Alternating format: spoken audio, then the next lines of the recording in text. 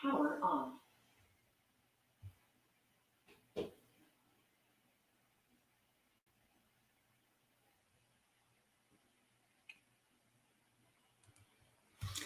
Assalamu alaikum warahmatullahi wabarakatuh. Peace be upon everyone who's watching and who may see this in the future. My name is Kenny Bomer. I'm the author of the book, Consider Islam, Disproving the Patriots of Propaganda, and the forthcoming book, Everything is a Test.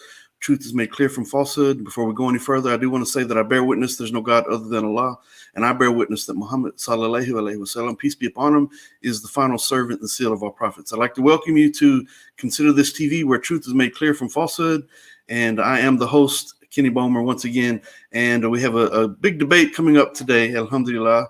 Thank you, everyone, for tuning in and watching in the YouTube channels. Thank you, brothers, for you, Brother Mukeet Khan, Brother Mustafa Iqbal, and also MI5 Dunya. Thank you for moderating the chat in the YouTube channels.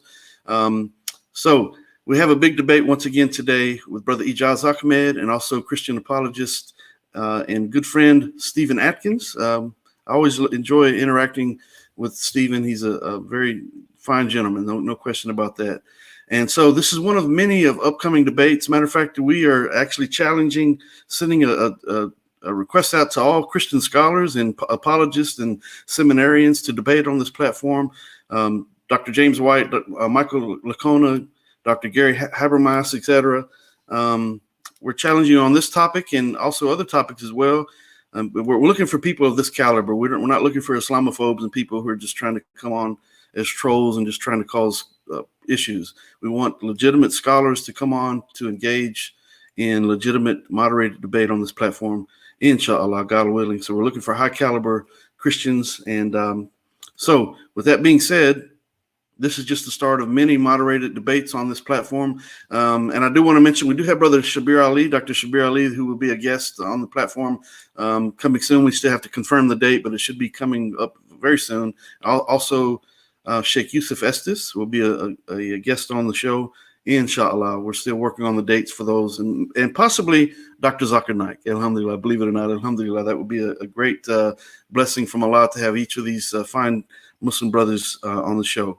And so once again, we do extend this debate challenge to Christians of caliber, people who are decent human beings. Dr. James White, once again, Michael Licona, Dr. Gary Habermas, Samuel Green, he's been on. As a matter of fact, he debated on this show just a few weeks ago. So people of caliber, inshallah. So with that said, I'm going to bring on the two debaters for today, Brother Ijaz Ahmed and Stephen Atkins. Welcome to the show, gentlemen. Make sure you're not on mute right now. Yeah, turn the mic off. Just make sure that I have sound. Yes, you sound good, brother. You sound good. So let me give the format of the debate. Obviously, we're debating the brother's going to be debating the topic of whether or not Christ was crucified, with focus on the historicity of the event. And so we're going to get into that. Let me just give the format for the debate, make sure that we're all on the same page with this. So the opening statements, actually, Stephen Atkins is going to go first with a 20-minute opening statement from both gentlemen. There will be a 10-minute rebuttal, first rebuttal, a 7-minute second rebuttal. Then we'll have a crossfire, 10 minutes each, and with 1 minute for the questioner to ask a question that will not count against the 10-minute allotted time, and 2 minutes for the person to answer the question. So once again, 10-minute crossfire for both gentlemen, and 1 minute to ask the question, 2 minutes to answer the question, and then we'll have 5-minute closing statements from each. Then we are going to open the debate up to the audience for questions in the chat, primarily in the chat. If you would like to come to the platform, there's going to be a stipulation. You must turn your camera on in the backstage area beforehand. I need to be able to see who we're dealing with. So that will be a stipulation if you'd like to come on, actually ask a live question. We do want to make sure that the question is on the topic of the debate or something that's mentioned during the debate. We're not going to have any off-topic questions. We'll try to moderate those questions in the chat as we get to that point. Brother Mukeet Khan, Brother Mustafa Iqbal, and MI5 Dunya, brothers, if you could help me just pick through those questions to make sure that they are on topic. If you see one that is relevant to today's debate, then please notify me of that. Maybe it may slip by me in the process of me trying to moderate the debate. So, brothers, you already know the sound that you're going to hear. at the 15-minute mark, the 10-minute mark, and the 1-minute mark to signify those allotted times. And so, with that being said, I'm going to let you brothers go ahead and introduce yourself. Brother Ijaz Ahmed, let me introduce Stephen Atkins first, inshallah. He is our guest on the show. And Stephen Atkins is a gentleman that I have really enjoyed interacting with since I've met him. I've actually debated him myself on the topic of the crucifixion, and he's always a gentleman. He's always a delight to have on. And so he is a long time debater. And Stephen, how are you today, brother? I'm doing well, thank you. Alhamdulillah. Glad to be here. Good, alhamdulillah. Lockdown still, so I'm glad you're here. And Brother Ijaz Ahmed is part of the Muslim Debate Initiative. He's also the founder of the Calling Christians website. He is one of the top Muslim debaters in the world, in my opinion. This brother is very knowledgeable, and he does work hand in hand with Dr. Shabir Ali, two of the best Muslim debaters in my mind by far. So I have a lot of respect for these brothers and the knowledge that they bring. And so this is going to be a very, very entertaining, very engaging debate. And I do ask people to be polite in the chat and to share the link for this debate with others. That way we can have as many people viewing as possible, and may the truth be revealed. This is Consider This TV, where truth is made clear from falsehood. Alhamdulillah Rabbil Alameen. So Ijaz, how are you today, brother? Assalamu alaikum. Wa alaikum assalam. Alhamdulillah. I'm happy to be here with both of you fine gentlemen. I have gotten to know Stephen for about 4 years now in person. And over the last year, we've been meeting almost regularly, I would say on weekends, to have interfaith dialogues at the Islamic Information and Dawah Center International, where Dr. Shabir Ali is based at. And so even today, in fact, I got an email asking, hey, when are you guys going to meet up again? We would love to come back in and continue watching those events. So it has been fun. Stephen has been very kind to me, and I'm looking forward to a very passionate and vigorous academic debate going on. Alhamdulillah. Inshallah. I would want to extend this request that if you're watching, inshallah, click on the Patreon link, become a contributor to the platform. The Prophet Muhammad, peace be upon him, did say for a person to help the da'i financially or otherwise, you receive the blessings that the da'i receives without the blessings of the da'i being diminished in the least. So this is a great opportunity for us to contribute and help us to build the show, build the platform. We have many big things coming up, and we need all the help that we can get, inshallah. Primarily, please share the link for the show, inshallah. Make sure you hit subscribe, like, and share, and hit the little bell on the YouTube channels. That way you're notified when we do go live. So with that, with no further ado, if you gentlemen are ready, you can feel free to, if you want to make a opening statement, just a brief opening statement before your actual legitimate 20-minute opening statement begins. Feel free to say something for just a minute or two if you'd like, and then we'll proceed from there. Stephen Atkins will be the first to open up. And so, Stephen, the ball is in your court. Okay, thank you. I hope people can hear me. Now, I'm just going to give a very brief explanation. In order for me to look at my notes, I won't be able to see any reaction on the screen. So any comments that are flashed up there, I am not going to be able to see.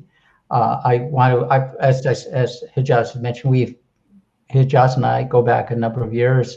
Last year or so, basically, he's in the same city that I am, and we do meet on a regular basis at the Information Dawah Center in Toronto, where Shabir is the imam.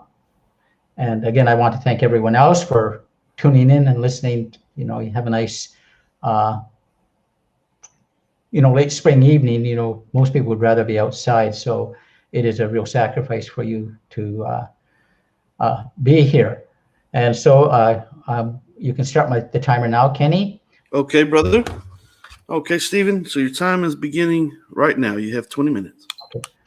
Glory be to the Father, and to the Son, and to the Holy Spirit, as it was in the beginning, it is now, and never shall be, a world without end. I think before we begin, I would like to quote from Simon Greenleaf, an American jurist and Christian apologist of the 19th century, who wrote, "Every document apparently ancient or coming from a proper repository or custody, and bearing on its mark no evident marks of forgery. The law presumes to be genuine, and it devolves on the opposing party the burden of proof, proving otherwise. So some of us would really do well to keep this in mind, and we need to consider that all four Gospels, the book of Acts, and the writings of Peter and Paul testify to the fact that Jesus died outside Jerusalem around 30 A.D. Not only do we have the testimony of the scriptures, but we also have the testimony of of contemporary or near contemporary historians such as Josephus and Tacitus, and a host of others, many of whom were hostile to the Christian message. And the Bible is a historical document. It makes direct historical claims that can be tested by history. All scripture is breathed out from the God who cannot lie, deceive, or lead astray. However, the Quran is ahistorical and is contradicted by the historical evidence.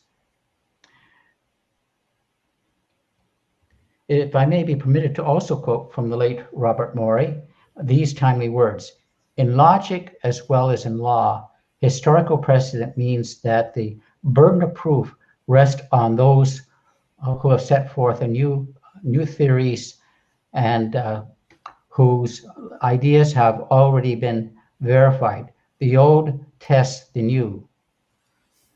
The already established is the authority, and a newer claim does. Therefore, one should judge any claim of the Quran on the crucifixion through the lens of the New Testament documents and the early historians, rather than the other way around. The Quran is a book which came 600 years after the fact and offers only conjecture, doubt, and confusion when it addresses the crucifixion. If Ijaz is going to deny Jesus was crucified, the burden of proof is on his side, and the established weight of history of the crucifixion is on my side. I think that for the sake of clarity and fairness to the Muslims and those who may be listening, he needs to state his own position on the crucifixion. He simply just can't say it didn't happen. That's not a sufficient answer. And the only reason that Ijaz and I are having this discussion is because of these ambiguous words in Surah 4, 157 and 158. And I'm going to read it from, and this is from the Quran that I received at the mosque that Ijaz and I were having our discussions at. As for the saying, we have killed the Messiah, Jesus, the son of Mary, the messenger of God. In fact, they did not kill him, they did not crucify him, but it appeared to him as if they did. Indeed, those who differ about him are in doubt about it. They have no knowledge of it except the following of assumptions. Certainly, they did not kill him. And then in 158, we read, rather, God raised him to himself. God is mighty and wise. And again, this is from the clear Quran, translated by Mustafa Khattab. I hope I pronounced that right. And it is these very words that, and in these very words, the Quran, we should focus our attention. And to add to the confusion of the Quran, we also have confusion and conjecture. We have the words of Jesus speaking in Surah 19:33. So peace be upon me the day I was born, the day I die, and the day I was resurrected alive. Shabir has commented on these verses, and although it is not his personal opinion, in his debate with John Torres in Toronto, where he said a person could believe death, burial, and resurrection of Christ and still be a Muslim. I'm not too sure how this is possible, because possibly Ijaz can, help me understand Shabir's comments on that.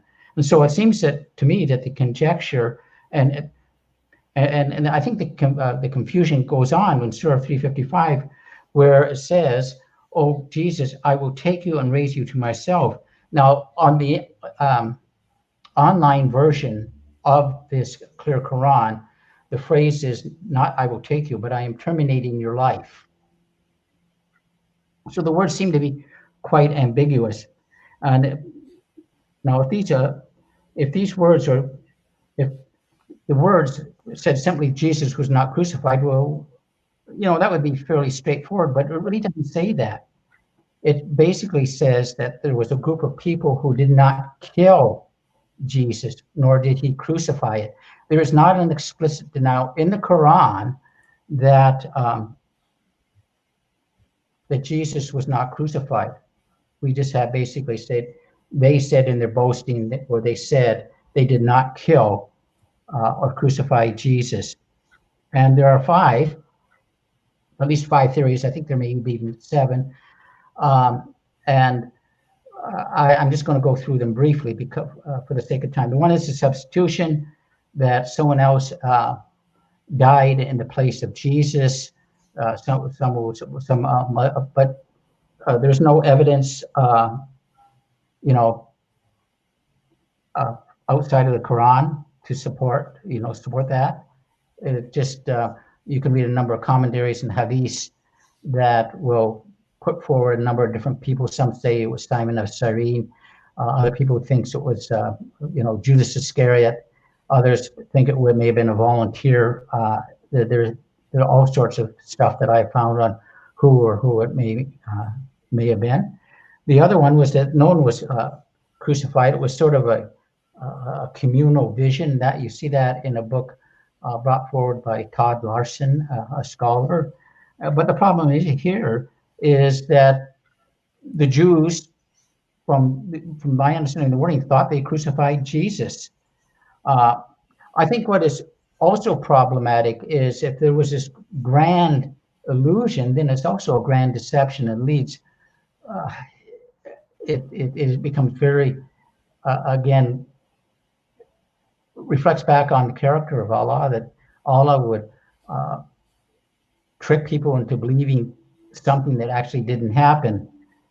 The third one is basically that Jesus somehow survived the crucifixion. This is the theory that Shabir holds to. I asked Shabir actually in a personal talk with him. It wasn't a debate. We were talking at the masjid, and I asked him, "Well, was Jesus affixed to the cross?" He said, "Yes." And of course, when you listen to his debates and he states his theory, is he holds to, like I say, some type of swoon theory that somehow Jesus survived. There is another one, which is it has its roots basically in an ancient Christian heresy called Docetism, and that one basically is that Jesus was put on the cross, his spirit was taken, and the body remained. And the reason the Docetists came up with this is because they thought, well, you can't kill God. And then there are a number of Muslims who are honest enough to say, well, we don't really know what happened. But so I would ask my Muslim friends, well, what position do you hold to? I really see basically a lot of, may I use the words, confusion and conjecture on their part, because, like I say, I think that those words in the Quran are so ambiguous, because it is not really a clear-cut denial that Jesus was not crucified. The Quran also comes 600 years after the fact. It is going back, reflecting upon something that happened, and yet we're not told exactly what happened. And what do we look at when we examine this? That we see that that there is an indictment against the Jews. The Jews are making certain claims. In fact, the Quran says that they were breaking the Sabbath. They were breaking the covenant. They were failing to keep the Sabbath. They were bringing a charge against Mary that she was, a whore and unchaste, and that they were all killing the prophets. And then they are boasting, listen, we killed the Messiah. And the Quran says, no, you did not kill the Messiah. You only think that you killed the Messiah.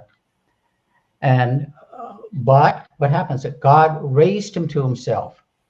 And when we look at these phrases, and I just want to read some other some quotes from other translations in the Quran, reflecting back basically on Surah 355. In J. Dawood's translation, read, I will cause you to die. Yusuf Ali says, I will raise you and take thee to myself. Again, that could be death. And a number of other translations I've read, I will cause you to die. And as I said, another one, and I wish I could remember where I got this one. Another translation says, I'm going to terminate your life or the period of your stay on earth and cause you to ascend unto me. And so we have a number of verses in the Quran that seem to indicate, just by a normal reading of the text, and I acknowledge I don't read Arabic, so I have to go on the English translations that are available to me, produced by Muslims, of what exactly has happened this. And, so if one is willing to let the Quran speak, I think one could make a case that Jesus did die by crucifixion. Not only did Jesus die, but God raised him from the dead. But I don't know how anyone, as Shabir said, if he believed that, I don't know how you could remain to be a Muslim. In Surah 39:42, we read that God takes the souls at the time of death, and those that have died, and those who have died in their sleep. He retains and Samuel Green has commented on these. As a result, in the debate he had, something that a text that he sent to me. As a result, Islam's sleep is sometimes called a little death, and therefore, according to this view, Jesus fell asleep on the cross, and the soul was taken without death, and his body was crucified. But we know that I don't think Muslims believe in soul sleep, but I may be wrong on it. Again, as I said, Shabir and other notable Muslim scholars postulate, and Jesus was nailed to the cross, but he did not die. But the Quran again does not really teach he did not die. It says he was taken, as other martyrs are taken. Regarding that, and I just want to read some more verses, basically again from the Quran, in Surah 19:15. And this is Zechariah speaking of John the Baptist. Peace be upon him, the day he was born, the day he dies, and the day he will be raised alive. And the same phraseology is used of Jesus in Surah 19:33. Jesus speaking this time, peace be upon me, the day I was born, the day I die, and the day I was resurrected alive. And so we know, according to the teachings of the New Testament or the Gospels, that John the Baptist was martyred under Herod Antipas. Both these verses speaking of a person who was being born, dying, and raised alive. Only we know for sure John the Baptist died, and as he said, he was martyred. So concerning the conclusion, the Quran concerning the crucifixion, the Quran makes three claims. One, the Jews boasted they crucified Jesus, the Messiah. In fact, historically, it was the Romans who were acting on behalf of the Sanhedrin to maintain, so that they could maintain peace. The Quran claims again, or it would seem to claim, that Jesus was not crucified and God raised him for himself. But again, when we look at these words that I've explained, that basically is that this raising to yourself is basically it can be raised, taken in death.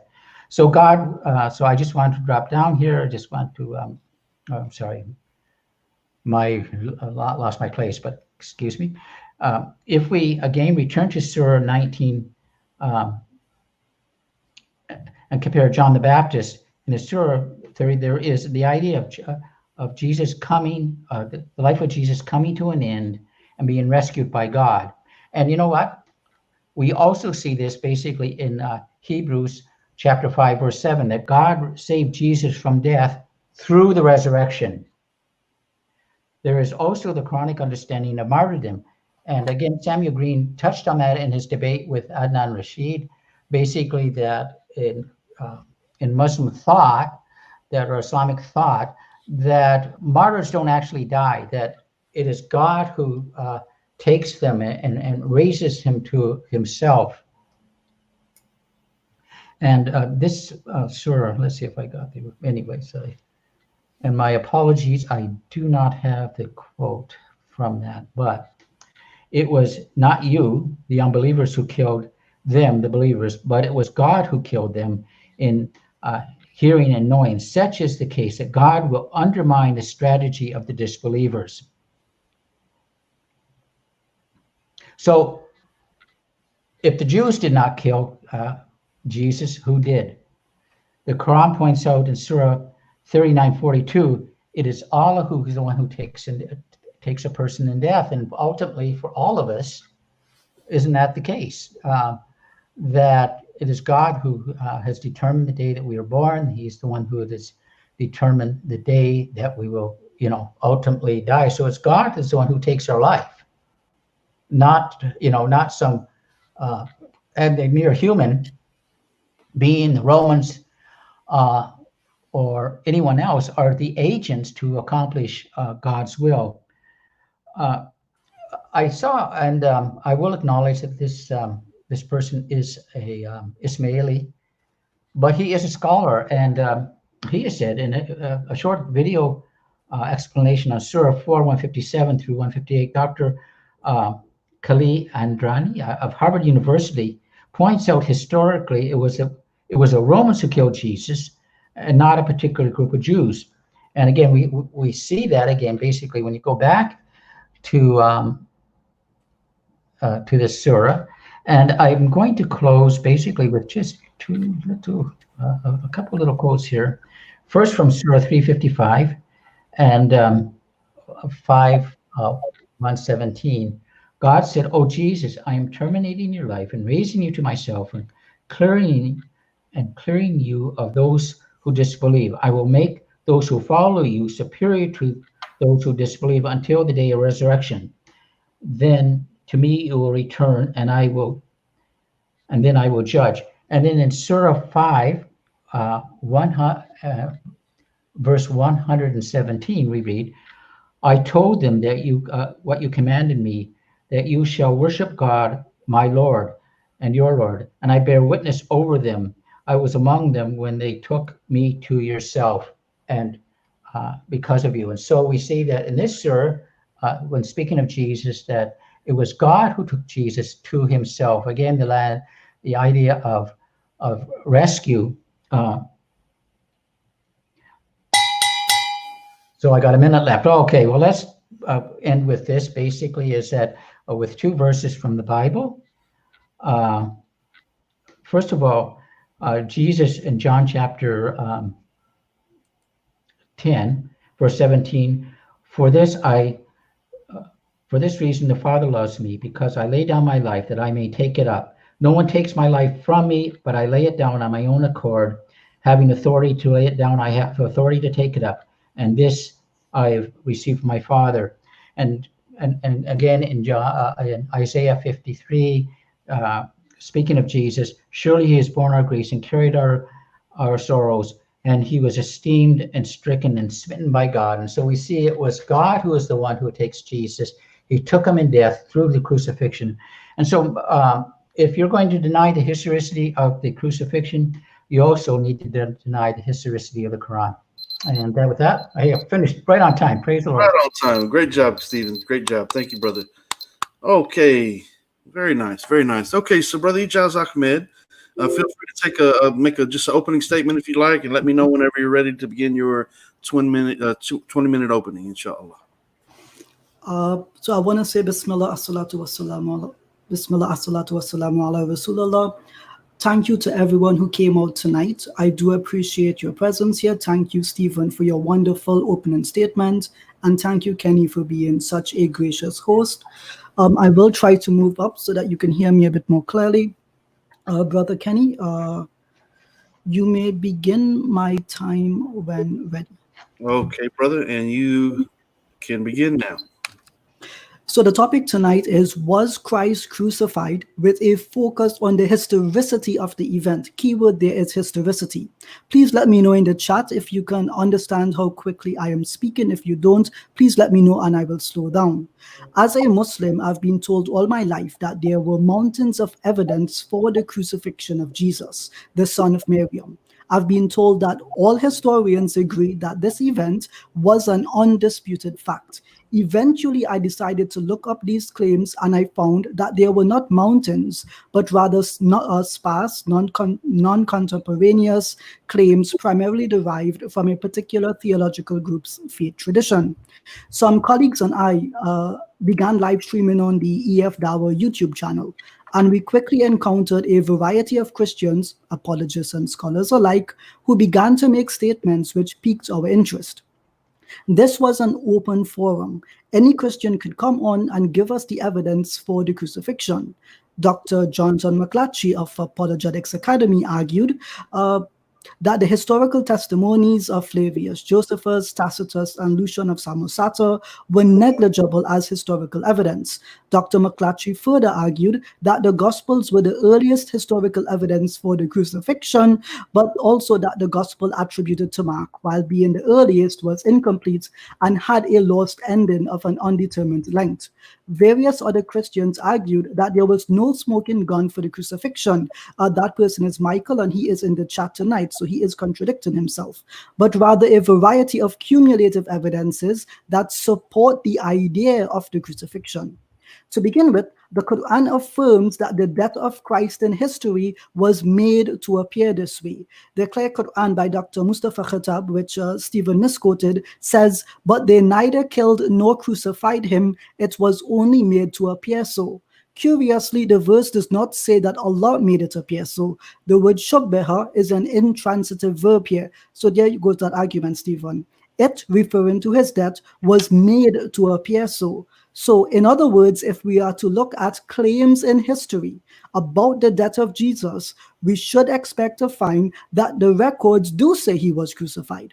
Therefore, if my interlocutor tonight was to claim that the Quran is in error, then this would not be a valid claim. For the Quran to be in error, it should say that the claim of the crucifixion in history does not exist. Since the opposite is the case, then the Quran is valid in what it says. For my interlocutor to argue against this passage of the Quran, he must therefore prove the claim that the Quran states the crucifixion of Jesus does not appear in historical sources. The Muslim has nothing to lose in this discussion, but rather everything to gain. Within the field of historiography, there is a subfield known as narratology. Professor John Gladys, a historian at Yale University, in his work, The Landscape of History, says on pages 47 and 48 about the sources which historians use. We interpret through our own distinctive viewpoints. It's here that imagination, even dramatization, is involved. Ultimately, though, the product must go before an audience, at which point one of several things may happen. The patrons may approve because what they see confirms their preconceptions. Pay attention to that, Stephen. They may disapprove if it does not. Muslims also pay attention. Or, and this is what paleontologists, tailors, and cartographers, as well as historians, hope for, the product may move those who encounter it to revise their own views so that a new basis for critical judgment emerges, perhaps even a new view of reality itself. End quote. You will notice here that the historian, despite using the terms critical judgment and a new view of reality, does not frame them within the context of being skeptical or hyper-skeptical. Rather, what can be gleaned is that in interpreting the past, Asking questions is how they arrive at their conclusions. He emphasizes specifically that this is what encourages people to revise their own views. The question then becomes, between the Muslim and the Christian, who has more to lose if the crucifixion of Jesus is brought into historical doubt? As mentioned above, the Muslim's belief does not change and is not impacted. Historical sources claim he was crucified. This is present and appears to be the case in historical literature. This affirms what the Quran says. On the other hand, if the crucifixion narrative is brought into doubt, what does the Christian have to lose? Everything. So if the question tonight is one of bias or about determining who is arguing through necessity for the defense of one's faith, then it is not the Muslim who needs to account for their belief, but rather the Christian. The Christian stands to lose everything if the crucifixion is in doubt. Please keep this essential point in mind as we work through our dialogue. In the work, The Resurrection of Jesus, a New Historiographical Approach, Dr. Michael Lacona mentions on page 105 that as a result, historians, especially those who study antiquity, speak of the probable truth of a theory rather than absolute certainty. In other words, when historians determine an event to have occurred historically, they do so on a scale of probability as opposed to one of absolute certainty. In the Sage Handbook of Historical Theory on page 211, it says, traditional history, Foucault points out, sees itself as neutral in terms of values, committed solely to the truth. Yet, in its will to knowledge, traditional history conceals what might be its own motives and desires. The genealogist, on the other hand, will openly admit his perspectives, his preferences in their controversy. He will attempt to understand his own motives and desires, fears and forebodings, his own situation within a specific historical context.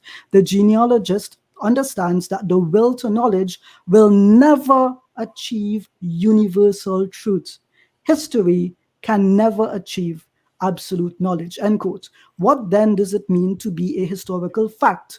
It means that an event at some time in history is considered to have been more probable to have occurred than less probable.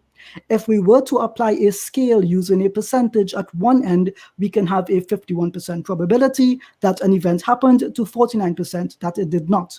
At the other end, we can have a 99% probability it did occur to 1% it did not.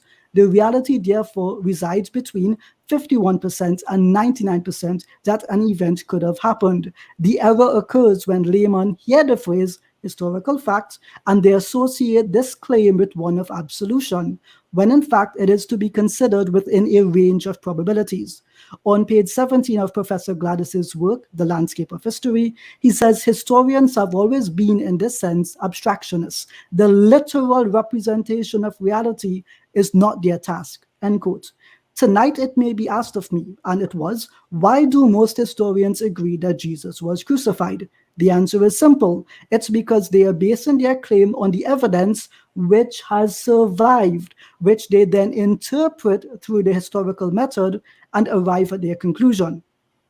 Professor Gladys further comments on page 41. He says, for historians too start with surviving structures, whether they be archives, artifacts, or even memories.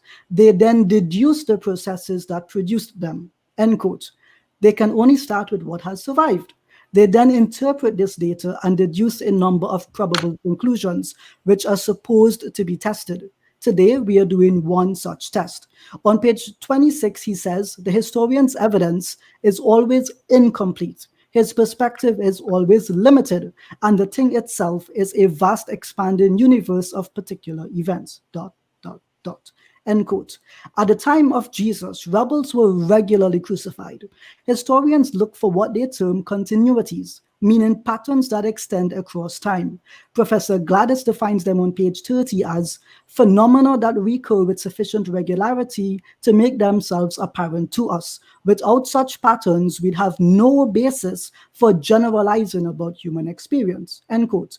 Given that Jesus was identified as a rebel in Mark chapter 14, verse 48, and was meant to be crucified alongside another rebel, Jesus Barabbas in Mark chapter 15, verse 7, historians use this continuity of the regular trend of crucifixion to propose that Jesus probably died through this method by virtue of being a rebel. This is one reason which Professor Bart Ehrman mentions in his book, Did Jesus Exist? He says, when looking at the crucifixion, rather, he says, the Romans crucified lots of people all the time. That is a continuity right there. Ironically, in Mark chapter 14, verse 48, Jesus rebuffs the arrest attempt by identifying himself as not a rebel. This places the Christian, like Stephen, in a very awkward position of having to agree with the historian based on the trend of the occurrence of the crucifixion for rebels as a proof for the crucifixion, while also disagreeing with Jesus himself, who vocalizes that he is not a rebel. Kenny, does that mean 10 minutes left? Yes, brother. Thank you. The idea then is that historians have decided that Jesus was more likely than less likely to be crucified because the Romans routinely crucified people. The historical method, however, accounts for events which happen outside of the norm of continuities. Professor Gladys says in page 31 that they can involve what the chaos theorists call sensitive dependence on initial conditions, situations where an imperceptible shift at the beginning of a process can produce enormous changes at the end of it. They may result from the intersection of two or more continuities. Students of accidents know that when predictable processes come together in unprecedented ways, unpredictable consequences can follow. What all of these phenomena have in common is that they don't fall within the realm of repeated and therefore familiar experience. We generally learn about them only after they've happened, end quote. In other words, as Professor Gladys states on page 45, newly discovered evidence has to be compared with what's already known, end quote. By using this new evidence, we can also look at what Dr. Gary Habermas states in his work, The Historical Jesus, Ancient Evidence for the Life of Christ. On page 44, he references the use of the negative evidence principle. The principle is defined as when all the available evidence used to support the view that P is true is shown to be inadequate. End quote. In sum, if we have new evidence, that is new data, and if this new data allows us to reinterpret the original hypothesis against the current evidences, and if this data impacts the strength of these evidences, then our hypothesis must change.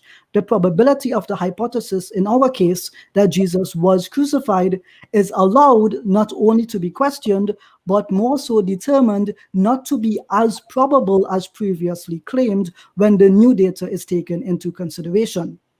In Did Jesus Exist? Professor Ehrman writes, to establish the historical probability of a saying, deed, or experience of Jesus, we want a large number of independent sources that can be shown not to be incorporating their own biases in the account in question, and that corroborate one another's report without showing any evidence of collaboration. And the closer these sources are in time to the events they narrate, the better, end quote. Modern scholarship accepts that while the New Testament's gospel accounts are the earliest surviving traditions about Jesus, they are not independent of each other, and they do actively attempt through editing and harmonization to corroborate what the other gospels say. Professor Philip Comfort, in his New Testament text and translation commentary, gives dozens of examples where harmonization has occurred throughout the New Testament. Dr. Timothy Mitchell, in citing James Royce and Ernest Caldwell, says that they both recognize a tendency to harmonize readings with remote parallels in other gospels, end quote. The text tradition of the gospels then don't merely harmonize their details in common stories, but also in stories which have little to do with each other. In the previous UBS Greek New Testament editions, they contained ratings for the variants in the text for the level of confidence that the textual critics had in their choices. 59% of these variants were chosen with difficulty and great difficulty in regards to their certainty. Only 8.9% of these variants reached the highest level of certainty itself. In Patristic and Text Critical Studies, the collected essays of William L. Peterson, on page 410, it stated that our critical editions do not present us with a text that was current in the year 150, 120, or 100, much less in 80 CE, end quote. This means that the tradition of the Gospels is not as early as is usually assumed. Roy Kotansky, in his work entitled The Early Papyri, Gospel Parallel Variants and the Text of the New Testament in the second century, which was published in Scribes and Their Remains, as edited by Professor Craig Evans and Jeremiah Johnson, argues convincingly that one can persuasively argue that the earliest period of the gospel text was not firmly fixed, but rather represented the product of much interpretive rewriting of tradition, end quote.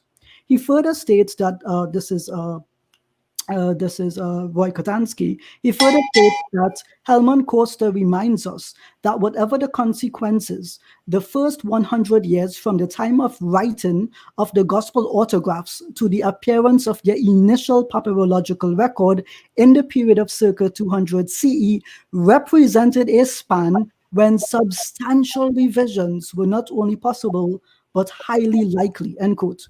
Historians then are doing the best they can with non-independent, edited, revised, reinterpreted, rewritten traditions spanning from the earliest period of the text of the Gospels. They can only realistically, as stated previously, make a decision based on what has survived, even with its severe and multiple defects. It is noteworthy that if the earlier sources preferred, then the Q document, which predates the Gospels entirely and which is based on the oral tradition, does not have Jesus predicting his death, dying a cross, or even being resurrected. Professor Dale Allison Jr. writes in his Jesus of Nazareth, Millenarian Prophet, on page 59, on the one hand, traditions that originated with Jesus were reformulated, translated, modified through additions, and given new meaning through secondary context, end quote. What then about the other criteria which scholars use to judge the historical Jesus? Embarrassment, discontinuity, and coherence. Professor Dale Allison Jr. writes in The Historical Christ and the Theological Jesus that a historian's Jesus is never just the consequences of reading sources through a screen of criteria. Rather, we conduct our intellectual rituals, that is, invent and or apply our criteria only after we have adopted some firm ideas about Jesus. Our criteria are less routes to our destination than ways of persuading others to end up where we have. End quote. Professor Dale says in the book again, Jesus of Nazareth, he remarks on page 2 that these criteria appeal to common sense, end quote. But he then says, reflection, however, creates more than a little unease. Coherence, for example, is a rather subjective thing. Two things that fit together according to one exegete may seem irreconcilable to another, end quote. On page 3, the issue is not whether we can find tensions, but whether they mean much. Consistency and inconsistency are very much in the eye of the beholder. End quote. And on page 4, the criterion of dissimilarity, whose implicit notion that the new is good may be the offspring of the modern idea of progress, is no less troublesome than the criterion of consistency. As others have remarked, it can at best tell us what was distinctive, not what was characteristic of Jesus, end quote. He then says, all too often, however, this similarity has been misused as a means of separating the authentic from the inauthentic. That is a way of eliminating items from the corpus of authentic materials. End quote. He says on page 5, beyond this, the objection of Morna Hooker, first raised 3 decades ago, this book was written in 1998, has never been successfully answered. We just do not know enough about first century Judaism or early Christianity to make the criterion very reliable, end quote. Finally, he says on page 6, whether or not one shares my misgivings about dissimilarity, coherence, and embarrassment, it is certain that they and other criteria have not led us into the promised land of scholarly consensus. If our tools were designated to overcome subjectivity and bring order to our discipline, then they have failed, end quote. And on page 7, apparently we must reconcile ourselves to the unhappy fact that our methods are defective and may often mislead us. End quote. As for the method I'm employing tonight, I am not making a new claim or a different one. Rather, I'm saying that it makes sense why the historians arrived at the conclusion they did, and I affirm that, as they say, these evidences have severe problems and issues which devalue the probability that the crucifixion occurred. In this sense, I have adopted, as Dr. Locona defines, methodical neutrality. In this method, I have looked at the claims and evidences that those who affirm the view that Jesus was crucified and found them to be applicable to the negative evidence principle as stated by Dr. Habermas. My interlocutor tonight presumes the Gospels are true and its message reliable, and so he has adopted methodical credulity, which bears the burden of proof. I am not offering a new hypothesis, but rather examining the current one on its own merits as advocated by those who accept it as true. That the gospel versions of events are the only narratives to survive do not necessitate that they are the best versions of what actually happened, or that they are the only narratives to have existed at all. Thank you. Alhamdulillah. And that was 20 minutes. Almost on time. Alhamdulillah. Great job. Great job, brother. Okay. All right. So, Stephen, whenever you're ready, let me reset the timer for the 10-minute first rebuttal. Okay, just give me a moment here. Okay, sure. Okay, just bring this up. Okay, you can begin the timer now. Okay, brother. At the 5-minute mark, you'll hear the bell, and then at the 1-minute mark, I'll give another indication, inshallah, God willing. Okay.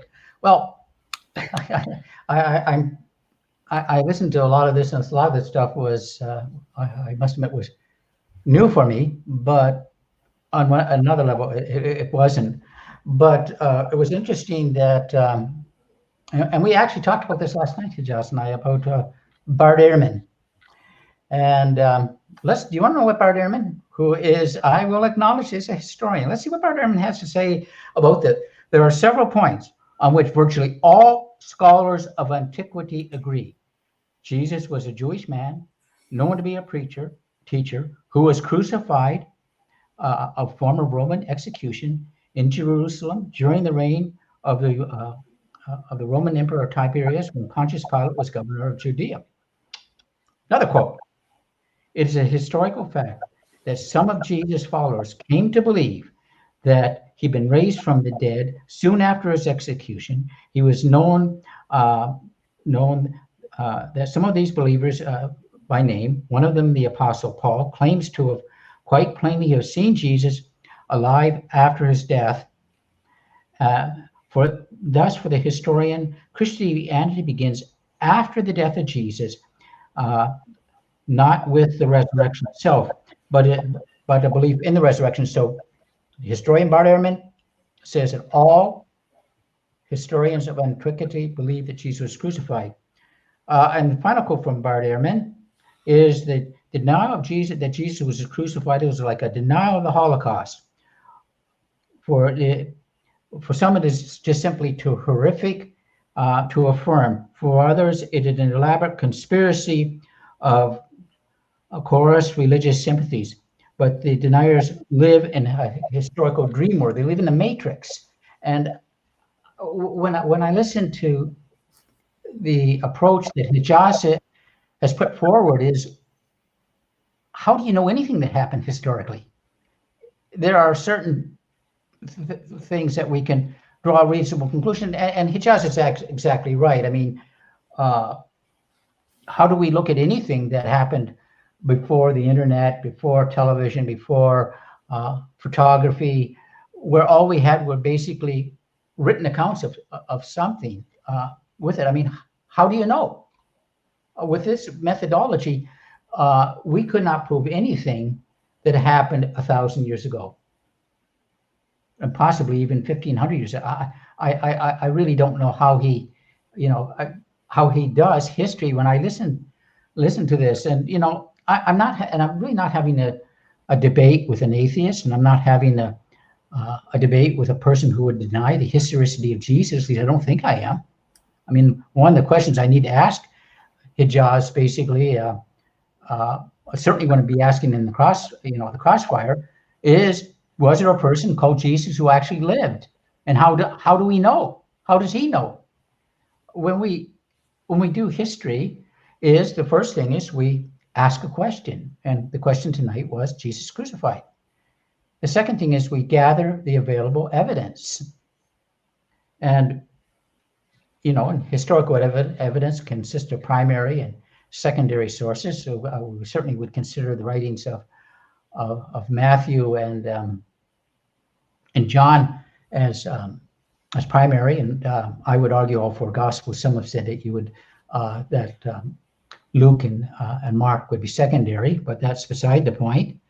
And then we need to determine whether or not, and this is where I think the argument would fall basically, is determine whether the primary and secondary sources are reliable.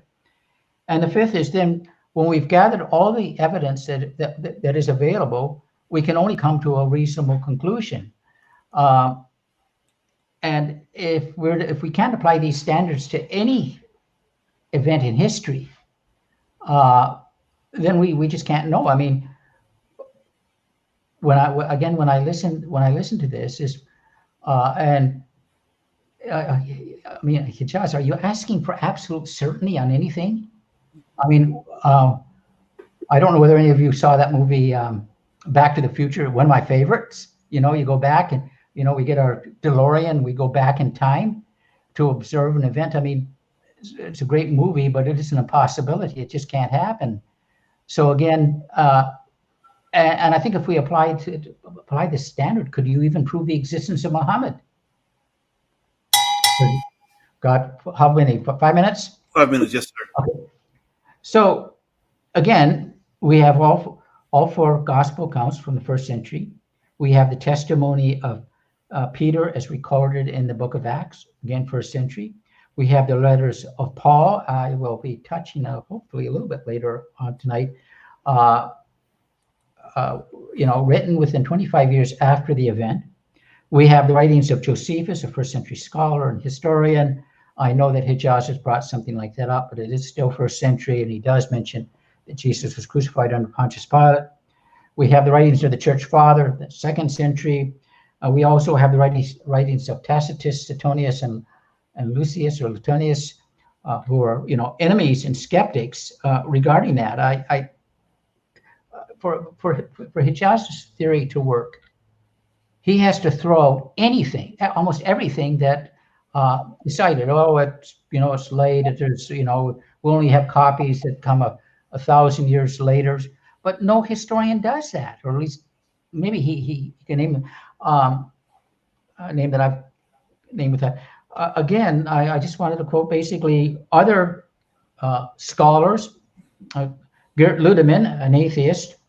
The elements of tradition are to be dated to the first 2 years after the crucifixion, not later than 3 years. And he was referring to basically the passage in 1 Corinthians 15, 3-8. I'll be looking at that a little bit later, Lord willing. Robert Funk of the Jesus Seminar, the conviction that Jesus had risen from the dead had already taken place by the time Paul was converted around 33 AD, and on the assumption that Jesus died in 30 AD. And again, I quoted Bart Ehrman, so we don't need to quote on this. We have, again, another document, and I'm not too sure how many are aware of the Didache, which is a first century document, 70 to maybe 150 AD. It quotes from the scriptures, actually makes reference to the Lord's Supper and reference to the Lord's Prayer. And that's, again, one of the earliest Christian documents outside the New Testament that we have. Again, all four Gospels testify to the fact that Jesus died by crucifixion.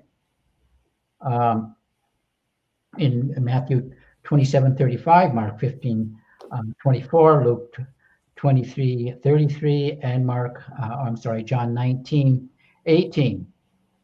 All said he was crucified. All four said he died. So we can't have somehow that that he swooned.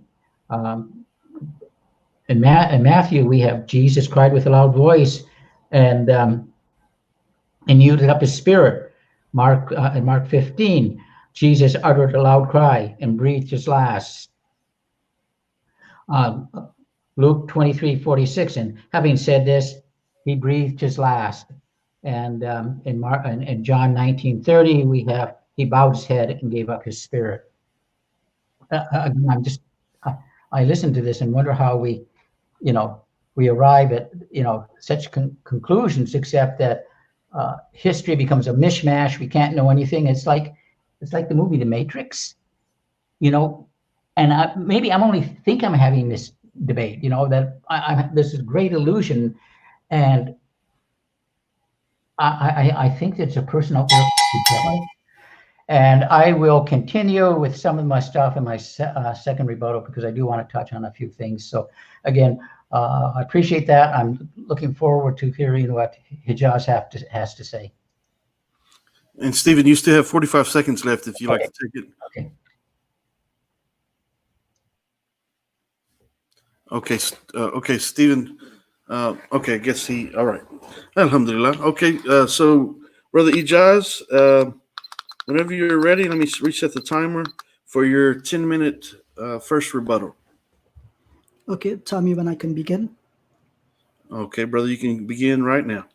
Okay, perfect. Thank you, Stephen, for that non-response. So you started off with quoting Simon, I think it's Simon Greenleaf. And the funny thing is you placed the burden of proof on me when, as you started off, you implied that the Gospels were true. That's what you quoted of Mr. Greenleaf. And he presumed that it was true. And therefore, the burden of proof is actually on you. What you have not done tonight is demonstrate the claims that you have appealed to. Rather, the burden of proof is on you and not on me. Remember, I have used methodical neutrality, not methodical credulity. And as Michael O'Connor says, as he agrees, the burden of proof would be on you. I sure guarantee that all of this information is new to you. I'll tell you why it's new to you, because you do not understand the historical method. Here is the point I want to raise. You repeated multiple times that the method that Ijaz is using, we can't know anything about history. I challenge Stephen. Tell me what my method is or what my principles were. I quoted dozens of methods and principles, and you will notice not once could he say this principle that Ijaz used is wrong. That principle that Ijaz used is insufficient. He cannot name the method, nor can he name the principles that I have employed tonight, and therefore to call them wrong or insufficient is a legitimate non-response.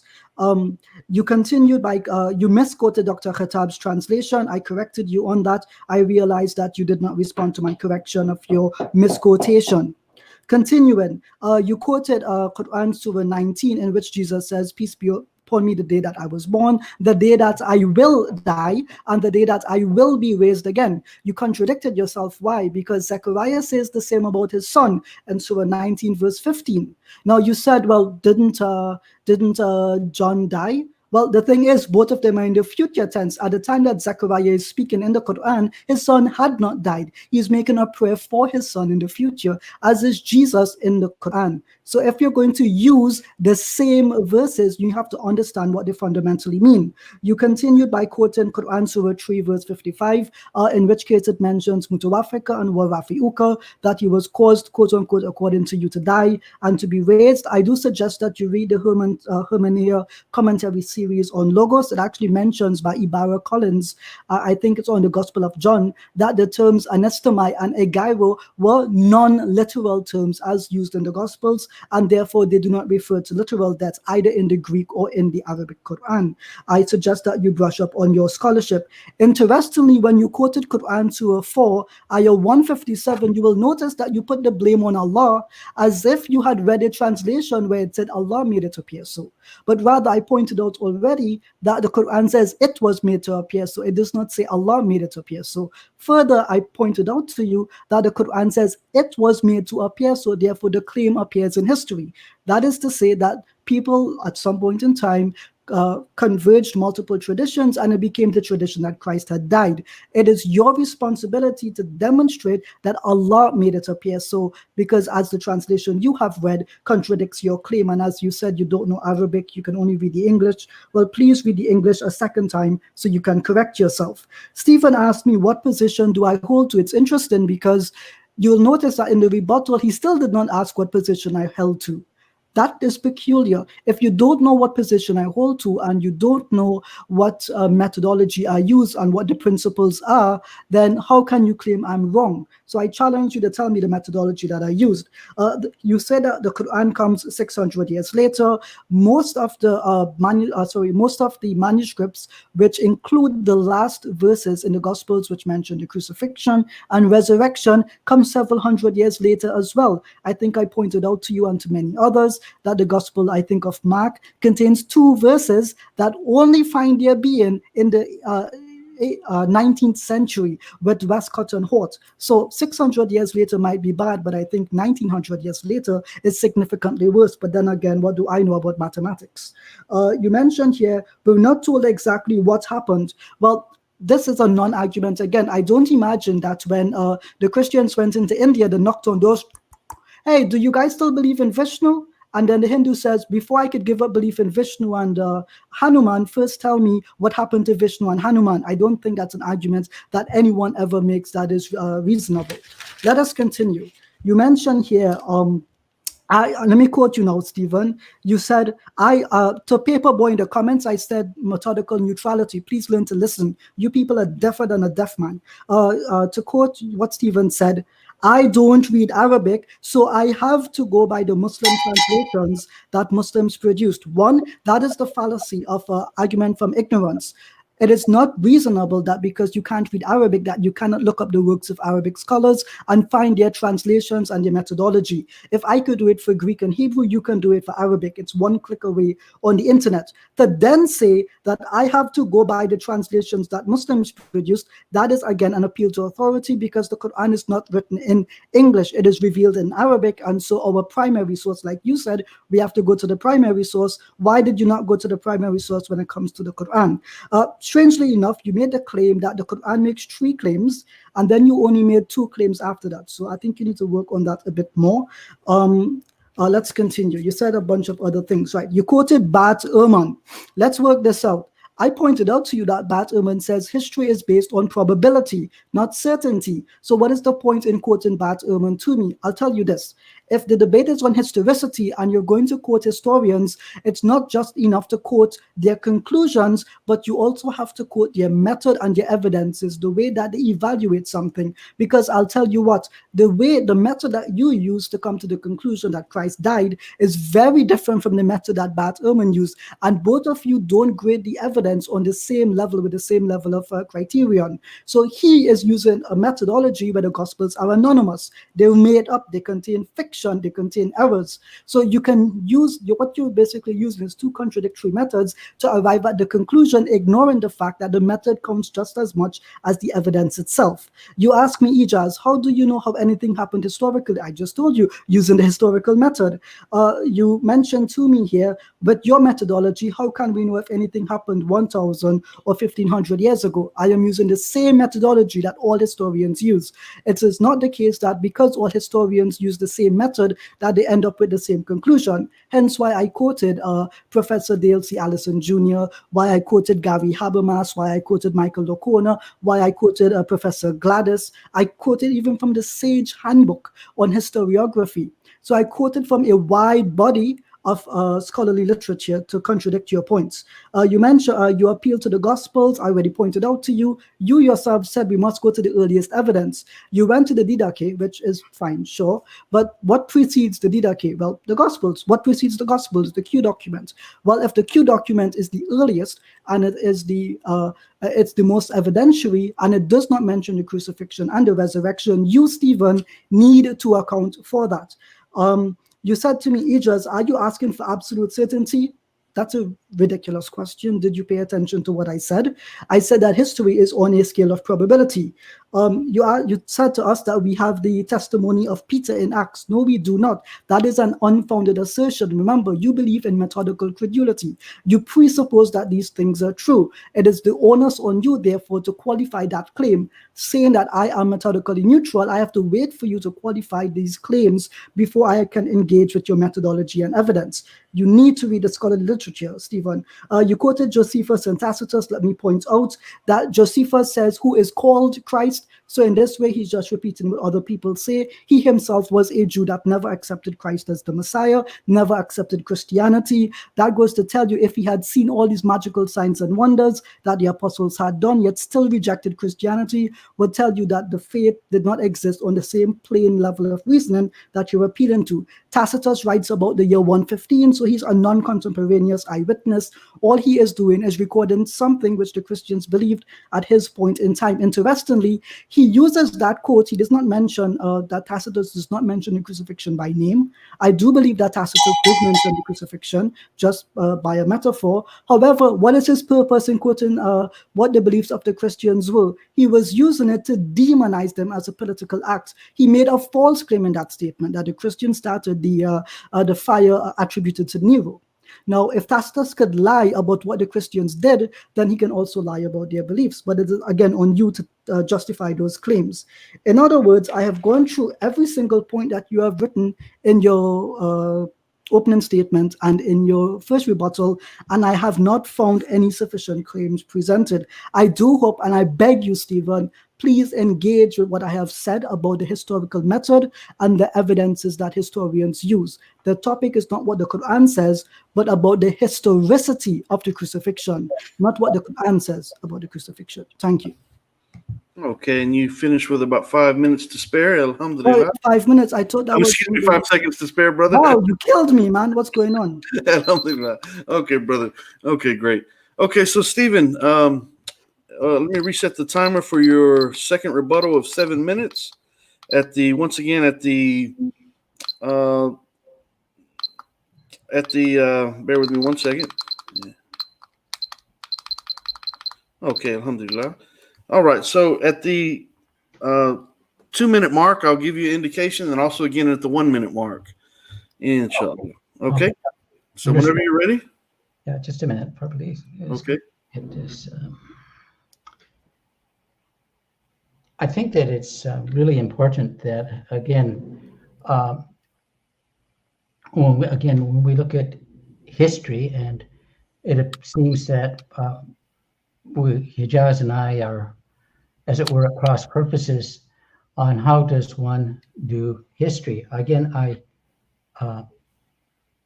would ask our my esteemed opponent that with the people that I quoted who are not friends of Christianity, do they come to the same conclusion about the crucifixion that you do, using apparently the method of doing history that you employ? You basically, when we looked at what Bart Ehrman said, well, Bart Ehrman doesn't, he uses this approach of neutrality and skepticism on his approach to doing history and of the scriptures. At least I think I understood you correctly. Yet he comes to an entirely different conclusion, and he said all other historians come to the same conclusion that that Jesus indeed was crucified under Pontius Pilate. I just want to hold on here. But I think we need to, again, just go back again to a few quotes. One of them, oh no, I'm not going to, okay. No, sorry about that.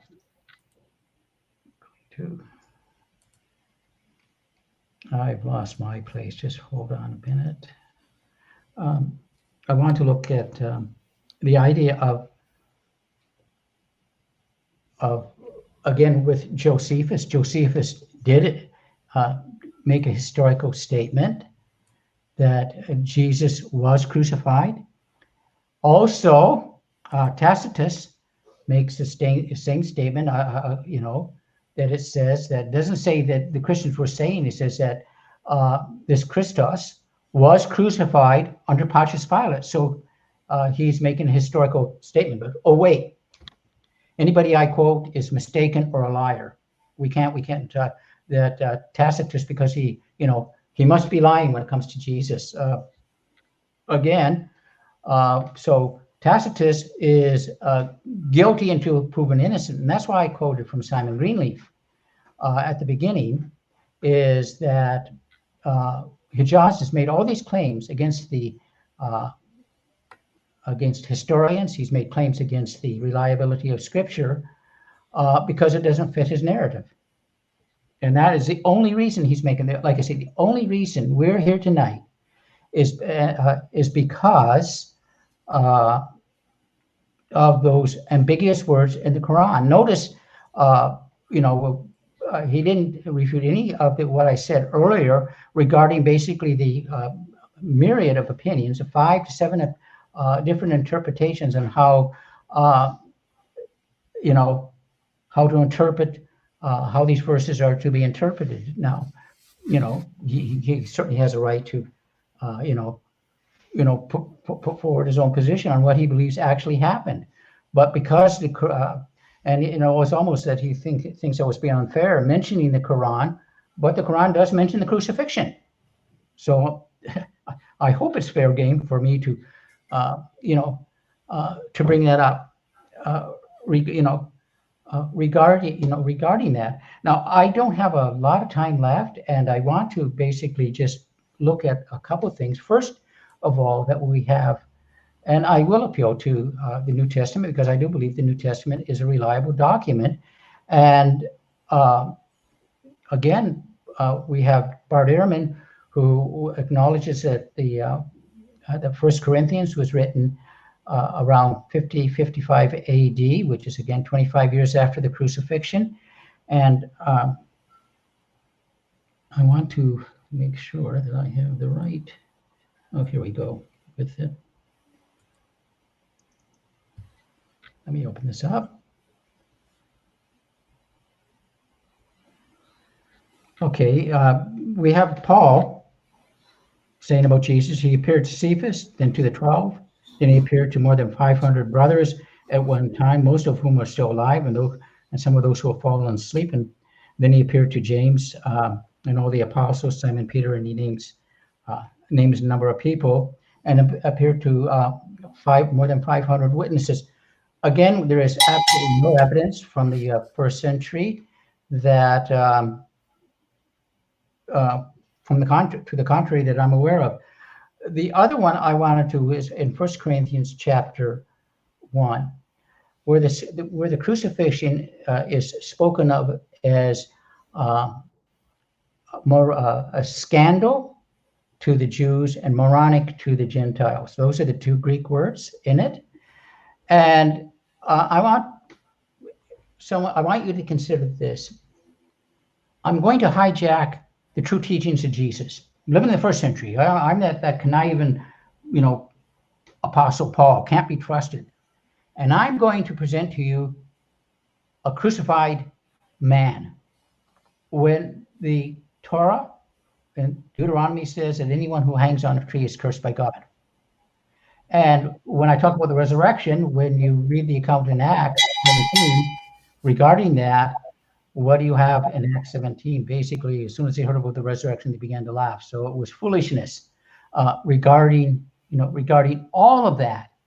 And so I do think that the criteria of embarrassment is one of the strongest arguments there is out there that the crucifixion took place in history, because no sane person would present a crucified Savior, considering what crucifixion was in the first century, not only to the Jews, but to the Romans or the Greeks as well.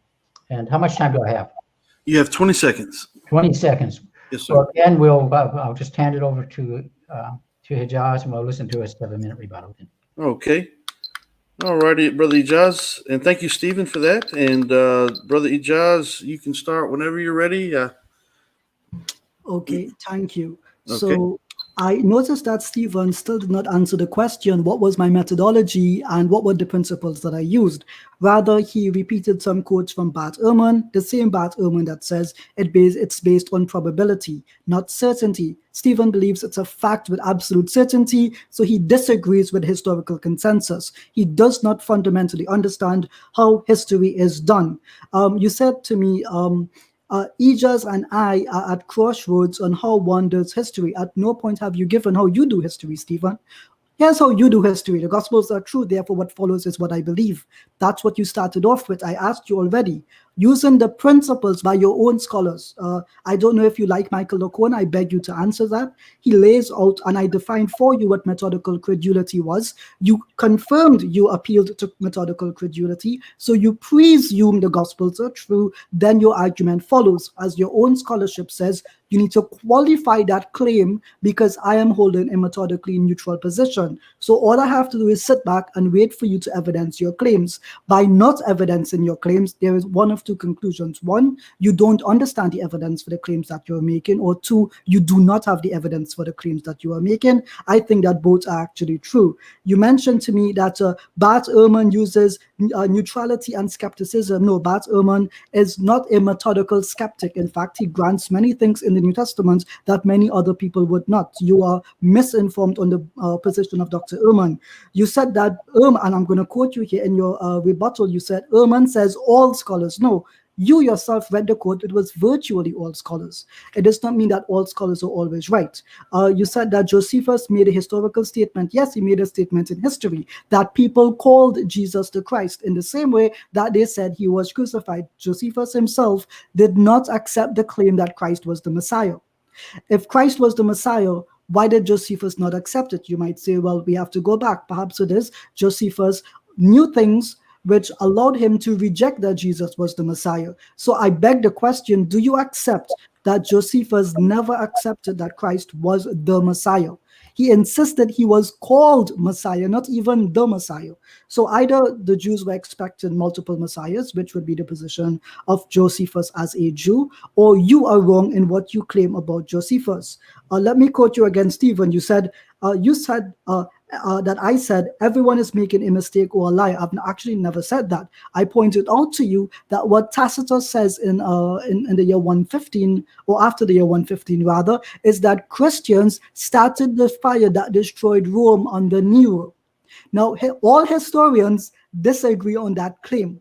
So in one breath, you want me to accept what Tacitus says when it suits you, but you're not willing to accept when scholarship says that Tacitus is wrong about something. So you need to get your methodology and your evidence clear. This back and forth game is inconsistent, and an inconsistent claim does not make a man. Let us continue. You said that I, Ijaz, did not refute anything you said earlier on interpreting the verses of the Quran. Wrong. I read from Quran Surah 19. Wrong. I read from Quran Surah 3 verse 55. I gave you the definitions of Mutawafika and Wawafiuka. So again, Stephen, either it is that you are sufficiently inconsistent on what you have claimed, or you have not been able to demonstrate your claim. Lastly, you said no sane person would preach a crucified savior. Here is the problem with that. Did the context in which the Jews live, was it a period of Hellenization? Yes. Did the Greek and Greco-Roman people accept that God can suffer and die? Yes. Therefore, it is not insanity. It is not. See, the thing is, your argument works only out of context. But the argument that I am using works within the context of first century antiquity. And basically that is that the cultures interplayed and there was an exchange of ideas. Even for goodness sake, the name of a Jewish place of preaching and worship, synagogue, is Greek in and of itself. So just to point this out here, the Jews themselves had a cultural exchange of ideas that some of them began to accept that God can suffer and that God can die is only a product of their time and place. So while I I operate within history, you seem to live in a land where there was no cultural exchange and the Jews lived in a vacuum. I don't know whether that is ridiculous or if it is inconsistent. I think it is both. So unfortunately, Stephen, you've only made 1, 2, 3, 4, 5, 6, 7, 8 points, which I've all successfully rebutted. You mentioned to me, what can I dig up that you did or did not say? Let's see here. Again, I put the point to you. You said we should go to the earliest evidence. The earliest evidence is the Q document. The Q document at no point mentions the crucifixion or the resurrection. The question then comes into play. Not even Christ is predicted in any of those sayings in the Q document, which historians generally agree upon. Again, here you contradict what the historians say and believe. So we have no parables predicting his death, no crucifixion, no resurrection. If that is the earliest source, and you told me, Ijaz, let's go to the earliest sources, then the earliest sources contradict what you believe. I beg the question, Stephen, are you actually interested in the sources that historians use, or are you simply going to close your eyes and say, oh, I believe in the Gospels, therefore the Gospels are true? Again, I have repeated multiple times, Stephen, you hold to methodical credulity by your own standard, by your own statements. And using that methodical credulity, the burden of proof is upon you. I think what has happened here today is that you did not expect me to go into the historical method. You did not expect me to quote the historians on how they arrive at the conclusions that they do. You did not expect me to define the phrase historical fact. So unfortunately, because you did not expect those things, you did not prepare for them. But it is not sufficient enough to quote the conclusions of scholars without understanding their method. Because if that was the case, imagine you were imagining that you were in the first century. Imagine if I was around Jesus in the first century. He says the scribes and the lawgivers are wrong. And then I turn around and say to him, no, the scribes and lawgivers, they're scholars, and they're unanimous that you're wrong. So in this case, I have become more like Christ, and you have become more like a Pharisee. You choose to maintain the status quo without looking closer into the details, whereas I have gone into the details, gone into the methodology, and gone into the scholarship. The question I ask dear viewers, why can the Christian not do the same? Why do they have to repeat themselves ad infinitum without even going an inch deep into the water? Thank you. Okay, brother, and that was your 7 minutes. Alhamdulillah. Okay, so now, excuse me, alhamdulillah. We'll go into now the 10-minute crossfire. We'll have the questioner will be the first questioner will be Stephen Atkins, I believe we agreed upon. He'll be the first questioner, and he will have 1 minute to present his question, and Ijaz will have 2 minutes to respond. And the 1 minute question will not extend into the 10-minute allotted time. We want to give a full 2 minutes for the responses to equate to the 10-minute in the crossfire. So with that being said, Stephen, I'm going to set the timer for 1 minute that will allow you to present your question. You have 1 minute to present your first question to Brother Ijaz. And I'll start the timer whenever you begin speaking. Okay, make sure you unmute yourself. You can unmute him. He'll have to unmute himself on his side. Oh, I've unmuted him on my side. Oh, I'm sorry about that. It's okay. It's okay, Stephen. Sorry about that. Let's see now. Okay, let's go. Ijaz, was there a historical Jesus? yes, Okay, how do you know? using historical sources. What historical sources? So we use the Gospels primarily, and then we use everything outside of it. However, we use that within the framework of there are caveats here. So as Bat Oman says, indeed Jesus exists, because you asked me to use him yesterday, I'm using him for you today. He actually says indeed Jesus exists. Just because something fits contextually within the first century related to Jesus does not mean that it is true. So based on that, we look for what I mentioned were continuities, things which were common, which should evidence that claim. Based on that, I think the evidence of his existence is overwhelming. That is my answer. Thank you.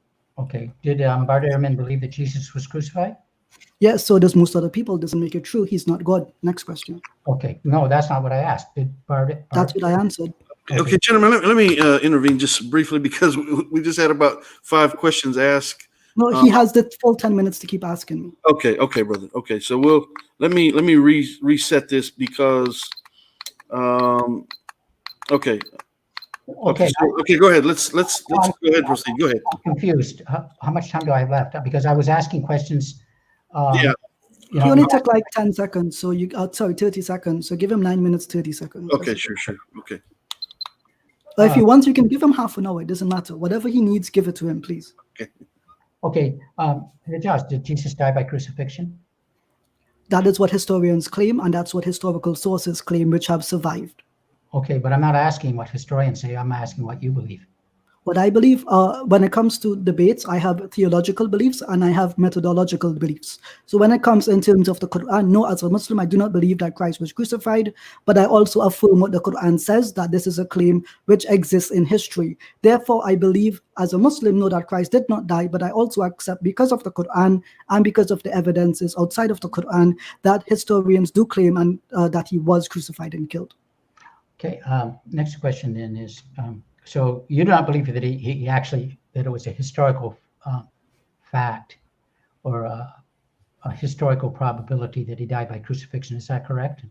I think using probability, it's a high probability that he would have been killed. But as I mentioned in my opening statement, when historians look at continuities in regards to probabilities, they actually point out that things could be outside of the scope of continuities. And therefore, just because something is highly probable does not mean that it is fully possible and therefore absolute. So I accounted for that in my opening statement. Okay, so you want a 100% certainty that Jesus died by crucifixion? Repeat that question again. You want a 100% certainty that Jesus died by crucifixion? Am I allowed to ask you what you mean by that? Let me answer. Maybe you can clarify. Clarify it. So what I don't understand in regards to the question is, are you asking me in regards to my belief as a Muslim, or are you asking me as when I do you use the historical method? Well, let's go with the historical method for the present. So using the historical method based on the principle of continuities, scholars would generally say that it is more probable than less probable that he died. Okay, what is your position on that then? My position that it is probable, as is the position of all scholars. Okay. But as a Muslim, so basically what you're doing, no, that's an argument. I can't do that. So I'll have to say that. So let me see with this.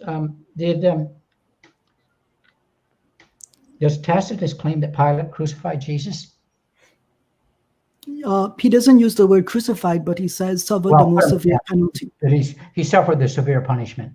That's what he says, but as I duly pointed out in my, my first rebuttal and second rebuttal, historians agree that that section of the text contains both a truth and a lie, and that one of his claims basically was politically motivated.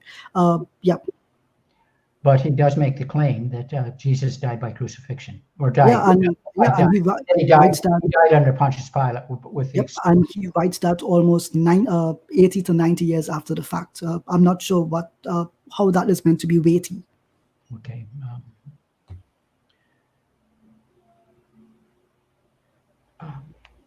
What evidence would you want? Would you accept that Jesus died by crucifixion? As certain as we can come to anything that happens historically. So that's a difficult question because it's a hypothetical. The thing is, with historical sources, we can actually only have literary sources, and we can have archaeological evidence, because our literary sources are so long after the time of Jesus, and because the archaeological evidences themselves are either non-existent or too long afterwards. I would say that generally that is what historians would seek to use, but I cannot answer a hypothetical without some frame of reference. Okay, well, let's move on then. When you talk about archaeological evidence, there are people out there who claim to have the true cross of Jesus, and of course there's a shroud of Turin. Is that the type of evidence that you want? That would be useful evidence, but as the historians have pointed out, as I said in my opening statement as well, each evidence needs to be assessed under its own merits, and so that is a very complex question to answer.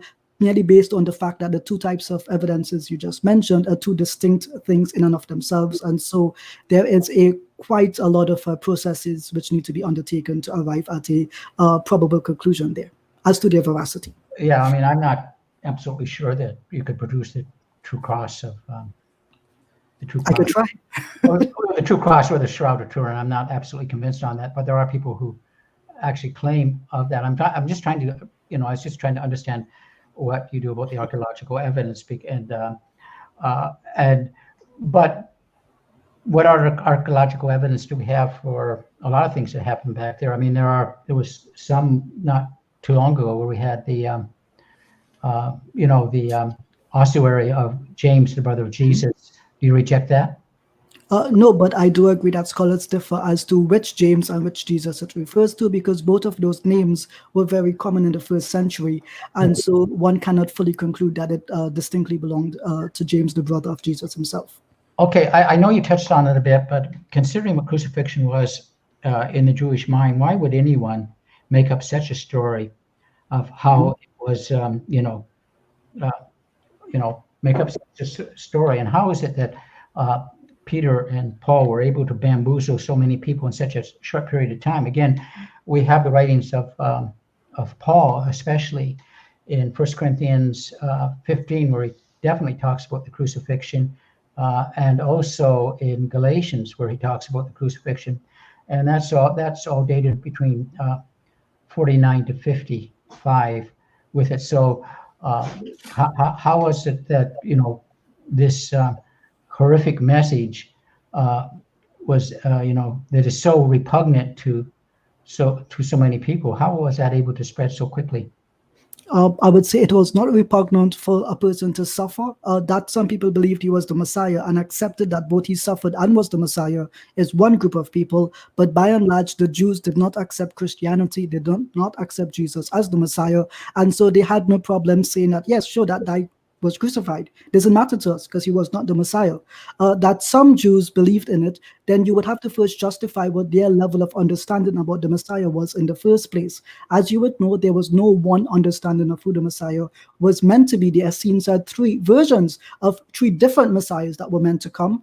I don't see you referencing their ideas on the Messiah or comparing and contrasting with the other groups of Jews at that point in time. What you are effectively asking me to say is to speculate on knowledge of the Jews that did accept him as the Messiah and also accepted him that he died. And then you ask me to speculate as to what their understanding of the Messiah was. As the historical evidence and as you take it to be in the Gospels, I do not see any point at which they were embarrassed or in which case they say that they are ashamed that Jesus died for their sins. When you look at crucifixion in the first century, and it says that in Deuteronomy, which is quoted by Paul in Galatians, is cursed is anyone who's hung on a tree. So again, I'm not really too sure how this would be acceptable for anybody, considering that what the Pharisees would have understood about someone being hung. In fact, in the gospel accounts, that's why Jesus was taken down early, so that they would not defile the Sabbath with not only Jesus, but you have the other two people crucified. So again, what Jewish groups would have embraced Jesus being crucified? That speculation, and it would actually be difficult to answer. I do believe that if you are a Jew in that first century period and you do accept that Isaiah 53 does refer to Jesus, then you can justify your belief regardless of how difficult it is in saying it was a prophecy, therefore it is true, in the same way that many Christians do that today. They claim that the idea should have been embarrassing, but they don't provide any evidence that the disciples themselves, who are the only people to have accepted that he was the Messiah and crucified at the same time, according to your own belief, that they were embarrassed by this crucifixion. You mentioned the Pharisees. The Pharisees did not accept that Jesus was the Messiah or that he was crucified. So I think that question is not only irrelevant, it is nonsensical. Actually, that's my point entirely. You mentioned Q a lot. Could you please show me or direct me to a place where I can actually examine the document Q? Yeah, the same place that you can find the autographs of the New Testament. Good luck with that. So go to the autographs of the New Testament, which basically are so corrupted I can't trust them. But so where does Q come from? It comes from the New Testament, which you believe in, which scholars filter out the corruption. So while most of it is corrupted, what do scholars do with the Q document? Again, this demonstrates you don't know what you're speaking about. The Q document is what they filter out from the corruptions, not what is corrupted in the first place. Okay, gentlemen, that is the first round of Crossfire, first 10 minutes. And so let me reset the timer for another 10 minutes, inshallah. And Ijaz, it'll now be your time to ask Stephen questions, inshallah. Before I ask my question, Stephen, I don't want there to be any miscommunication. Is my voice and my speed of speech clear and straightforward enough to understand what I'm saying and asking you? Well, the voice is certainly clear enough, so I won't have any problem understanding the words. I maybe have a tough time interpreting the words, but I don't have a tough time hearing the words. No problem. So I will try to take my time. What's your name? Kenny. I forgot your name. What's going on these days? You may begin my time. Thank you. Okay, brother. And did I mention out there that Ijaz is single and he's extremely handsome for all the Muslim sisters out there? Go ahead, brother. Alhamdulillah. I invite applications, and that's a serious statement, by the way.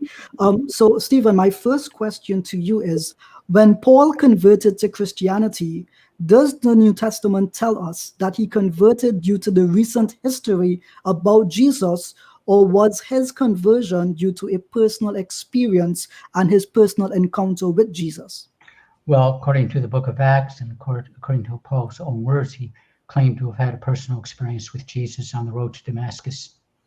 Brilliant. So the second question then, if Paul wasn't convinced or came to the faith through interacting with contemporaries, interacting with the eyewitnesses, or interacting even with people who knew the apostles, why should I be convinced when he rejected all of that and it needed actually a personal interjection for him to come to faith? Why should I accept the history when he himself did not and he needed a personal experience to do so? Well, I think that when we talk about conversion, very often someone will have, people have used the phrase, an on the road to Damascus experience. But when we look at, especially in the book of Galatians, we talk about Paul, that he says he spent 3 years in Arabia, and most scholars believe, to my understanding, that it was with Jesus where he was being taught by the Lord. We see that also hinted at in 1 Corinthians 15, where when he speaks about, I did deliver to you that which I received, which is my understanding, a rabbinic phrase about this teaching, and that as he goes on to Jerusalem, when he goes up to Jerusalem to meet with Peter or Cephas and James, the brother of the Lord, he is instructed by them, and this is where people argue that, again in 1 Corinthians 15:3, where that Christ died according to the scriptures, he rose again according to the scriptures, that this was an early creed of the church, and if we take that Jesus was crucified in 30, that Paul was converted in 33, and then he's in Jerusalem in 36, and the early church already had believed that believed that Jesus had died by crucifixion. Okay, that has nothing to do with the question I asked. I'll ask the question again. Please try to remain on topic and answer it. I did not ask you what Paul did in the desert. I did not ask you who he met, when he met them, none of those things. What I asked you was, if the historical evidence at the time of Paul did not convince him, but that it took a personal experience with Jesus to do so, why should it convince me? Well, I mean, how does one answer? Do you want this? Basically, is for me to speculate, get in the mind of Paul. I don't know where I can. I mean, we look at basically is what Paul's experiences. He was a scholar. He was a Jewish scholar, and from the reading of the of Moses and the prophets, he came to those conclusions. It's interesting that I believe it's in the Gospel of Luke. With this, you have the story of the rich man and Lazarus, and at the end of the story is the rich man, whose some people think the name was Dives, had asked, well, send one of my brothers back, and the answer was they have the answer from Abraham was no, they have Moses and the prophets, and and so what? The answer is, well, no. If someone were to come from the dead, they would believe, and the answer comes back again. If they do not believe Moses and the prophets, they will not believe, and that's quite frankly the reason that you don't believe is that you've rejected you reject Moses and the prophets, and that's why you don't believe. So anything that I say, or even will never make you believe. So again, that was not the question I asked. I'll ask it one more time. Please pay attention specifically to what I am asking. The historical evidence did not convince Paul. It took a personal encounter. I'm not asking to get into the mind of Paul. I'm saying, why should anyone else be convinced by the historical evidence if it did not convince Paul himself?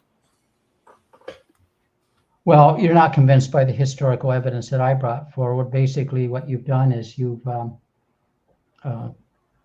presented a number of, a historical method of how to interpret the scriptures or how to interpret what actually happened, and you've drawn your own conclusions with it. Again, it's I'm trying to answer the question to the best of my ability. So generally, it would seem as if you're unable to answer the question.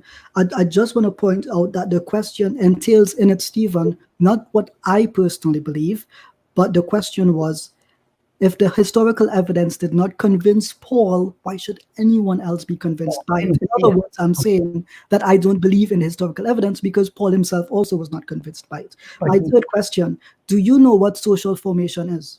No. Okay. So I'm going to give a general definition because it's included in the question that I have to ask you. Are you familiar with Brett Kavanaugh, the Supreme Court justice that was confirmed last year? Yes. Right. So you are aware that there was a claim of rape made against him, yes? Or Yes. sexual assault, yeah? And is it the case or is it not the case that many Democrats and, in fact, politicians argue that he was, in fact, a sexual assaulter? Yes. But they had no evidence he was a sexual assaulter. To my understanding. Great. So social formation is when historians ask the question, why did a group of people come together in the first place? So your claim to belief would be that the disciples came together in their belief about Jesus because of the crucifixion, yes? They claim that they were eyewitnesses to the actual event. Right. So the claim that the actual event of the crucifixion happened. Yes. But I've just demonstrated to you that people can come to a belief without having first-hand evidence, and therefore using the evidence of social formation, it cannot on its own basis prove that the crucifixion happened. Thank you for that point, Stephen. I don't agree. I don't necessarily agree with that. Okay, so then tell me, using social formation, why you don't agree. Well, I think that, we all have our biases. I have my biases. You have yours. You agree? Well, it's not my turn to be asked questions, Stephen. So your answer to my question is that you have biases. That's why you believe. That's interesting because I asked you to use the historical method and you seemed unable to do so. You mentioned to me. Well, I said we all have our biases regarding that. I mean, I freely admit that we wouldn't be having this debate if we didn't have our biases. Sure. No problem. Our own conclusions regarding that. But why Paul did not believe at first was possibly he wasn't there. Gosh, the Bible doesn't tell us whether he was there or not. We don't know. I didn't say that he had to be there at the event. I actually had said to you that he interacted with eyewitnesses. He was persecuting the Christians who went around preaching the crucified and risen Christ. And my point was he did not seem to be convinced by the contemporaries of that event in his own time. And that is a problem. So my last question, because I'm almost out of time here. My last question to you Brother, is, you have a minute and 30 seconds. oh, that's a long time, Kenny. Yes, Knocking yeah. that thing early, dude. Come on. I gave the wrong indication. Go ahead. No problem. May Allah reward you and bless you. I mean, so Stephen, do you understand the difference between methodical credulity and methodical neutrality? I think I do now a bit. Okay. Do you understand that this debate was on the topic of the historicity of the crucifixion? That's why I prepared what I prepared. Okay, so can you let me know what works on the historical method you studied in preparation for this debate? I didn't study those, but I don't know. I don't understand. You really understood. Basically, we looked at basically, was Jesus crucified? I presented what most scholars would consider a historical method. I quoted scholars, many of whom you agree with, that Jesus died by crucifixion, as was Mike Lacona and Gary Habernath and Bart Ehrman and a host of others believe that Jesus died by crucifixion. Okay, did you get help from Louis Dizon in preparation for this debate? Why is that relevant? It's a question. I'm asking the questions. Well, you can keep asking. I looked at a number of sources, with that. So I'll just leave it at that. Okay, I did not receive help. No problem. Kenny, I give up the rest of my time. Thank you. No, brother, you had about 10 seconds left. So, okay. Well, I love you. That's why I give up the time. So you can get a break. I mean, we're all sweating from the heat. Like, Stephen, do you not see my face glowing with the sweat? My room is on fire right now. I'm wearing a shirt, Stephen. You have me wearing a shirt. I am dying in the heat. I got a shirt on too. We bought a fan today at Walmart. Okay, so with that being said, we have now reached the portion of the debate where we will take audience questions in the chat. If you do want to come on the platform, go ahead, brother. Isn't it conclusions first, then questions? Oh, is that what you want to do now? Okay, yeah, sure. it's 5-minute conclusions. 5-minute conclusions, absolutely. Okay, brother. Okay, so let's go to the 5-minute closing statement. Yeah, I'm just going to close. Just hold on a moment. Okay. And we have been forsaken and he fled. I guess we'll just wait, God will, and give him a second. Okay, so let me make just an announcement just briefly in regards to the audience questions. We will be taking those questions from the chat. You are welcome to come to the show, to the panel rather, but it's going to be required that you do turn on your camera ahead of time. We need to be able to see who we're talking to. We're not going to allow any anonymous people on the show into the panel to ask questions live. But if you would like to do so, you would and are willing to turn on your camera, we welcome you without question. So with that being said, Brother Mukeet Khan, and if you see questions that are presented that maybe I haven't seen, please notify me. That way I can present those questions. And what we're going to try to do, inshallah, God willing, is try to go back and forth, have one person ask a question, or maybe we have both people answer the question. But we want to try to do this as fairly as possible. So we'll give Stephen a second here to come back on, inshallah. With that being said, I do want to make a couple of announcements briefly. Kenny, I'll be right back. I'm just going to put my fan back on. It died the same time Stephen left. It's magic being played here. I don't know. I'm kidding, by the way. Okay. And so with that being said, I do want to remind people that we do have Brother Shabir Ali, who will be a special guest coming soon on the show. Also, Brother Yusuf Estes will be on. Possibly Dr. Zakir Naik, believe it or not, alhamdulillah. And we have a very special individual that may be coming on. It's still in the works. He's very popular worldwide. His name is Mike. We won't say what his last name is, but Brother Marshall Gregory is working on that as we speak. So with that being said, we're just trying to buy some time and let Stephen Atkins get back to the platform. So once again, if you do have questions, begin preparing your questions for the two debaters. We're going to have the 5-minute closing statements, and then we will open it up to questions from the audience. So if you're in the chat and you have a question, please get your question ready now. And if you would like to come to the platform, we can post the link in the chat. And once again, if you come to the platform, it will be required of you that you do turn your camera on ahead of time. We need to be able to see your face. No anonymous trolls out there who are going to be coming to the show, inshallah. So, so once again, we have a lot of big things coming up. We also have Brother Adam Munchi going to be coming. He's going to be coming on. He's going to be doing some recitations of the Quran and talking about a few things. I also want to mention about the Reasons to Revert segment every Monday, where we interview a new, or not necessarily a new revert, but a revert to Islam. Let them tell us their story about how they accepted Islam, what their religious beliefs were before Islam, and how they were introduced to Islam and what their life has been like since. So that's Can I make an announcement of my own if possible? Go ahead, brother. Absolutely. I do want to recommend this translation of the Quran. It is by Dr. Mustafa Khatab, the Clear Quran. It's available free online on Quran.com. It is also a wonderful thematic translation. I highly recommend it. I use it every day when I code verses or write articles. It's actually really reliable. Alhamdulillah, you see, I raised it up and Kenny got one too. Yeah, I've got a boxes and boxes of these that I would use for Dawah. If you're a non-Muslim and you would like a copy, inshallah, let me know. Contact me at info@kennybomer.com and I will send you a free Clear Quran, inshallah. Inshallah. And also, if you like a copy of my book, Consider Islam, Disproving the Patriots of Propaganda. If you're a non-Muslim, I will send this book to you for free. Otherwise, you can get it on Amazon website.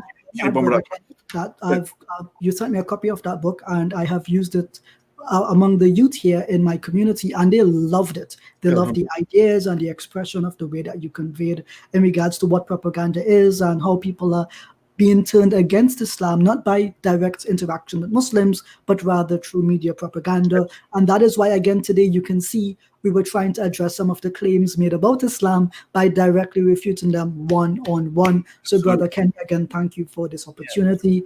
And if I may make one announcement, tomorrow, inshallah, I will be on EF Dawah. We will be doing the second video, live stream, at, I think it's 5 p.m. Eastern Standard Time, 4 p.m. Eastern Standard Time, 10 p.m. UK time. In that case, we'll be speaking on the historicity of the Gospel of Mark. And so we have a lot more to say on this. So again, Brother Kenny, thank you for this facilitation. May Allah reward you. Ameen. Guys, Brother Kenny Bomer, subscribe to his channel, like his page on Facebook, also like my page on Facebook. Do we know if Stephen is coming? He's not in the backstage right now, so I'm not sure exactly where he's at. But yeah, so maybe we can send a message to him on Facebook or somewhere, but he's no longer on the panel. He's not backstage. If I may suggest, we give him 5 more minutes, and if he does not turn up, I don't want to speak when he's not here. Sure. So in that case, I would not give a conclusion, but I will take questions from the audience. Okay, sure. And in that way, it turns into a one-way interaction with myself and the audience. We didn't kick Stephen out, to be clear. No, absolutely not. I'm not sure exactly where he went, but we'll give him time to come back on, inshallah. Surely he wants to make a closing statement. But so the book, Consider Islam, Disproving the Patriots of Propaganda, this is the first edition. The second edition will be out by August, inshallah. So that will be a white cover. The second edition will have a white cover. And so once again, Brother Dr. Shabir Ali will be coming on soon as a guest. Also, Sheikh Yusuf Estes, Brother Adam Munchi, and also someone known worldwide by the name of Mike. And I'm not going to mention the last name. It's still in the works, so we haven't got it solidified yet, but it looks like that could happen as well, inshallah. And also Dr. Zakir Naik, inshallah. So all that is in the works. I also want to mention to people, we kind of got off track because of just being very busy this week. So usually on Thursdays we have what's called the 5-minute sound off, but I think we're going to do that show tomorrow, inshallah. We're going to move that segment to tomorrow at 7 p.m. Central Standard Time, 8 p.m. Eastern Standard Time. We may move it up an hour, so just bear with me on that. But once again, we're going to have the 5-minute sound off where you're going to be able to come to the panel. As long as you turn your camera on ahead of time, we can see your face. Come to the panel. You have 5 minutes to say anything you want to say. 5 minutes. For 5 minutes, you can come on and tell us how much you love us and how handsome Ijaz is and how smart Brother Ziad and Brother Ibn Anwar are and how long Brother Marshall Gregory's beard is and all those things. You can come on and tell us anything you want to. Tell us how much you hate us. 5 minutes straight. We're not going to interrupt you. You can say anything you want to say as long as you're not using profanity or doing anything vulgar. You're going to be immediately removed. But come on and make any statement that you want. And it can be over any topic, literally. You can come on and say anything you want to say for 5 minutes straight, 5 minutes sound off. And we will do that tomorrow, inshallah. Followed by the Monday segment, Reasons to Revert, where we do interview reverts to Islam and have them tell us their stories. And we also have the segment where we allow people to come on and ask us the most difficult questions they can muster up in the chat, or they can join the panel. Once again, they need to join by sharing their video. So Stephen is back. Yeah, what happened? I'm not sure. I thought I was talking. So where did I leave off? Okay, well, we didn't begin the 5 minute closings yet. Okay, so I don't know what happened. Yeah, I'm not sure what happened either, but I just disappeared. Yeah, it's okay. It happens. It happens. So let's begin. Okay, so we'll let Stephen begin with his 5 minute closing, followed by Brother Ijaz. Once again, if you have a question that you'd like to present in the chat, if you'd like to join the panel, the requirement on the panel is you must turn your camera on ahead of time. So get your questions ready in the chat, otherwise, and we will proceed from there. Okay, let me just open this up a minute. Okay, Stephen, whenever you're ready, let me know, and then I'll start your time. Okay, just a minute. I want to look up to. Okay. Okay. I mentioned is I want to mention basically is when we look at what is really happening here, and I've already mentioned that it's looking at the criteria of embarrassment, that who would make up such a story regarding that. And what I am presenting to you basically is nothing more than a dead Jew on a stick. A look at the madness and the scandal of the cross.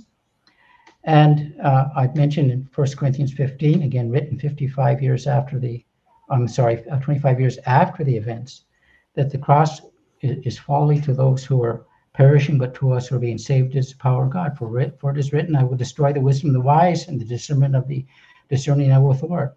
But we preach Christ crucified, a scandal to the Jews, and it's moronic to the Gentiles. And then if we look at these verses coupled with Deuteronomy 21, or chapter 21, verses 22 and 23, what the Jewish mindset, what we've done is we've sort of sanitized crucifixion. In other words, you have pictures in the Middle Ages of Jesus with a loincloth on him, hanging on a cross, and a halo around him, and he looks more like being a little bit being put out actually than a person who was suffering. But crucifixion was a horrific thing. And in reality, Jesus, the reality is Jesus didn't have a loincloth. He was naked on a cross. His private parts were exposed. He's hanging there. And that is a scandal for anyone to suffer such a thing. And what does do it? And it's derived from basically is Deuteronomy 21, 22 and 23. If a man has committed a crime punished by death, and he's put on a cross, and you hang him on a tree, the body shall not remain all night on a tree, but you will bury him on the same day. For a man hanged is cursed by God, and you shall not defile the land the Lord your God has given you for inheritance. So again, in the gospel accounts, Jesus is taken off the cross before the Sabbath. All four gospels, state that he was crucified. All four gospels state he rose from the dead. Paul writing in Galatians 3, for if you rely on the works of the law, you are under a curse. For it is written, cursed is everyone who does not abide by these things. written in the book of the law. Christ redeemed us from the curse of the law, becoming a curse for us. Cursed is anyone who is hanged on a tree. And so, what do? Why would anyone make this up? First century, I'm a first century Paul. I come along, and I'm going to really corrupt. I'm going to really, corrupt what's going on here. I'm really going to twist it to my own ends, and I present something that was an absolute scandal to the Jews, to have a crucified Messiah hung naked on a cross, and absolute foolishness to the Greeks and the Romans, because when Paul is speaking in Acts 17, speaks about basically is that when he's preaching this message, people are listening to him, they want to hear something new, but they laughed him to scorn when he talks about the resurrection, because they did not believe in any type of resurrection. And that leads us with a conclusion. What are you going to do with Jesus? What are you going to do with Jesus? If he died by crucifixion, well, quite frankly, then we have some real problems in the Quran, especially if in the Quran, because with that, and as Shabir Ali said, that it was possible for a Muslim to believe in the death, burial, and resurrection of Christ and still be considered a Muslim. But the death, burial, and resurrection of Christ, especially the resurrection, validate his claims that he is the Son of God. How much time do I have? You have 10 seconds, Stephen. Well, then I think that I've said everything that needs to be said on that. So I'll wait for the rebuttal, or I'm sorry, Ijaz's closing statement, and I'm looking forward to some questions from the audience, provided they're on topic. Okay. All right, and Ijaz, you have 5 minutes for your closing. Make sure you have yourself on mute there. Thank you, Kenny. You're welcome, brother. I just had my senior moment, it seems. Is my time started? Whenever you're ready. Whenever you start speaking. You may begin. Thank you. So everyone, thank you for coming out tonight. What I did was pretty simple. When people tell me this is what the historians conclude, the next question which everyone must ask is, well, why do they conclude what they conclude? And in what context do they make their conclusions? So it is not enough to tell someone you need to accept conclusions, but you should not look at the methodology. You should not look at what scholars themselves say about their own methodology. What my opponent or interlocutor argued tonight was that Muslims don't understand the crucifixion. Muslims don't engage in history. The Quran is wrong. My approach, however, was, well, let's look at what scholars say, what historians in their own words say. So I read for you from a wide array of historians and from their historical works. And so what this allowed me to do was to go beyond the surface level arguments that Muslims and Christians have on this topic. As Kenny would agree, it is our responsibility to elevate the level of argumentation. It is not sufficient to merely repeat what has already been said. So you can see that in the approach that my opponent took, it was merely to quote what scholars had concluded, but not what they entailed in their conclusions, that this was one of many probabilities. Yes, right now it is the historical consensus among historians that Jesus was more likely crucified than unlikely crucified. But I point this out by saying that for 2,500 years, Plato was said not to have written the historical work Phaedrus. And then suddenly, historians, in re-examining the evidence, changed their minds. And they said, no, it is as if he did write it. And now the historical consensus changed 2,500 years later. They say something else than what was originally believed. I am not asking you at home tonight to discount your beliefs or to give them up. I am asking something different. Simply listen to the methodology I spoke about, hear what the scholars themselves in their own words say about their own conclusions, and then reason about it.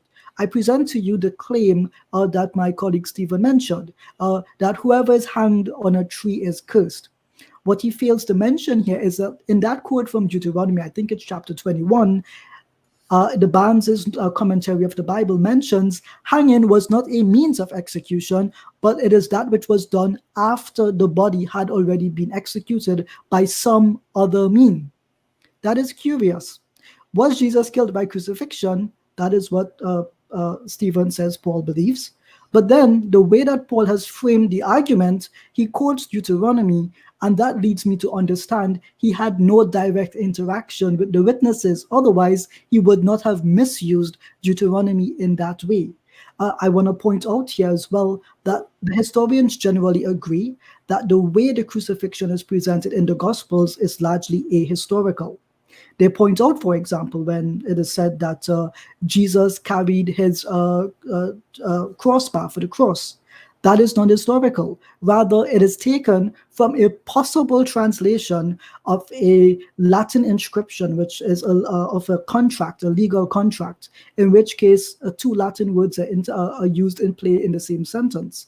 And so it is interpolated that this is perhaps what was meant. Rather, scholars do not know the exact method of crucifixion used for Jesus, and they cannot confirm it for the Gospels themselves. Let me just quote Raymond Brown here on the crucifixion. He says, "We now come to the centerpiece of the Passion, the crucifixion itself, more often portrayed in art than any other scene in history, with great variation in the shape and position of the crosses, in how Jesus is affixed to the cross, in how he is clothed, in his expressions of anguish, etc.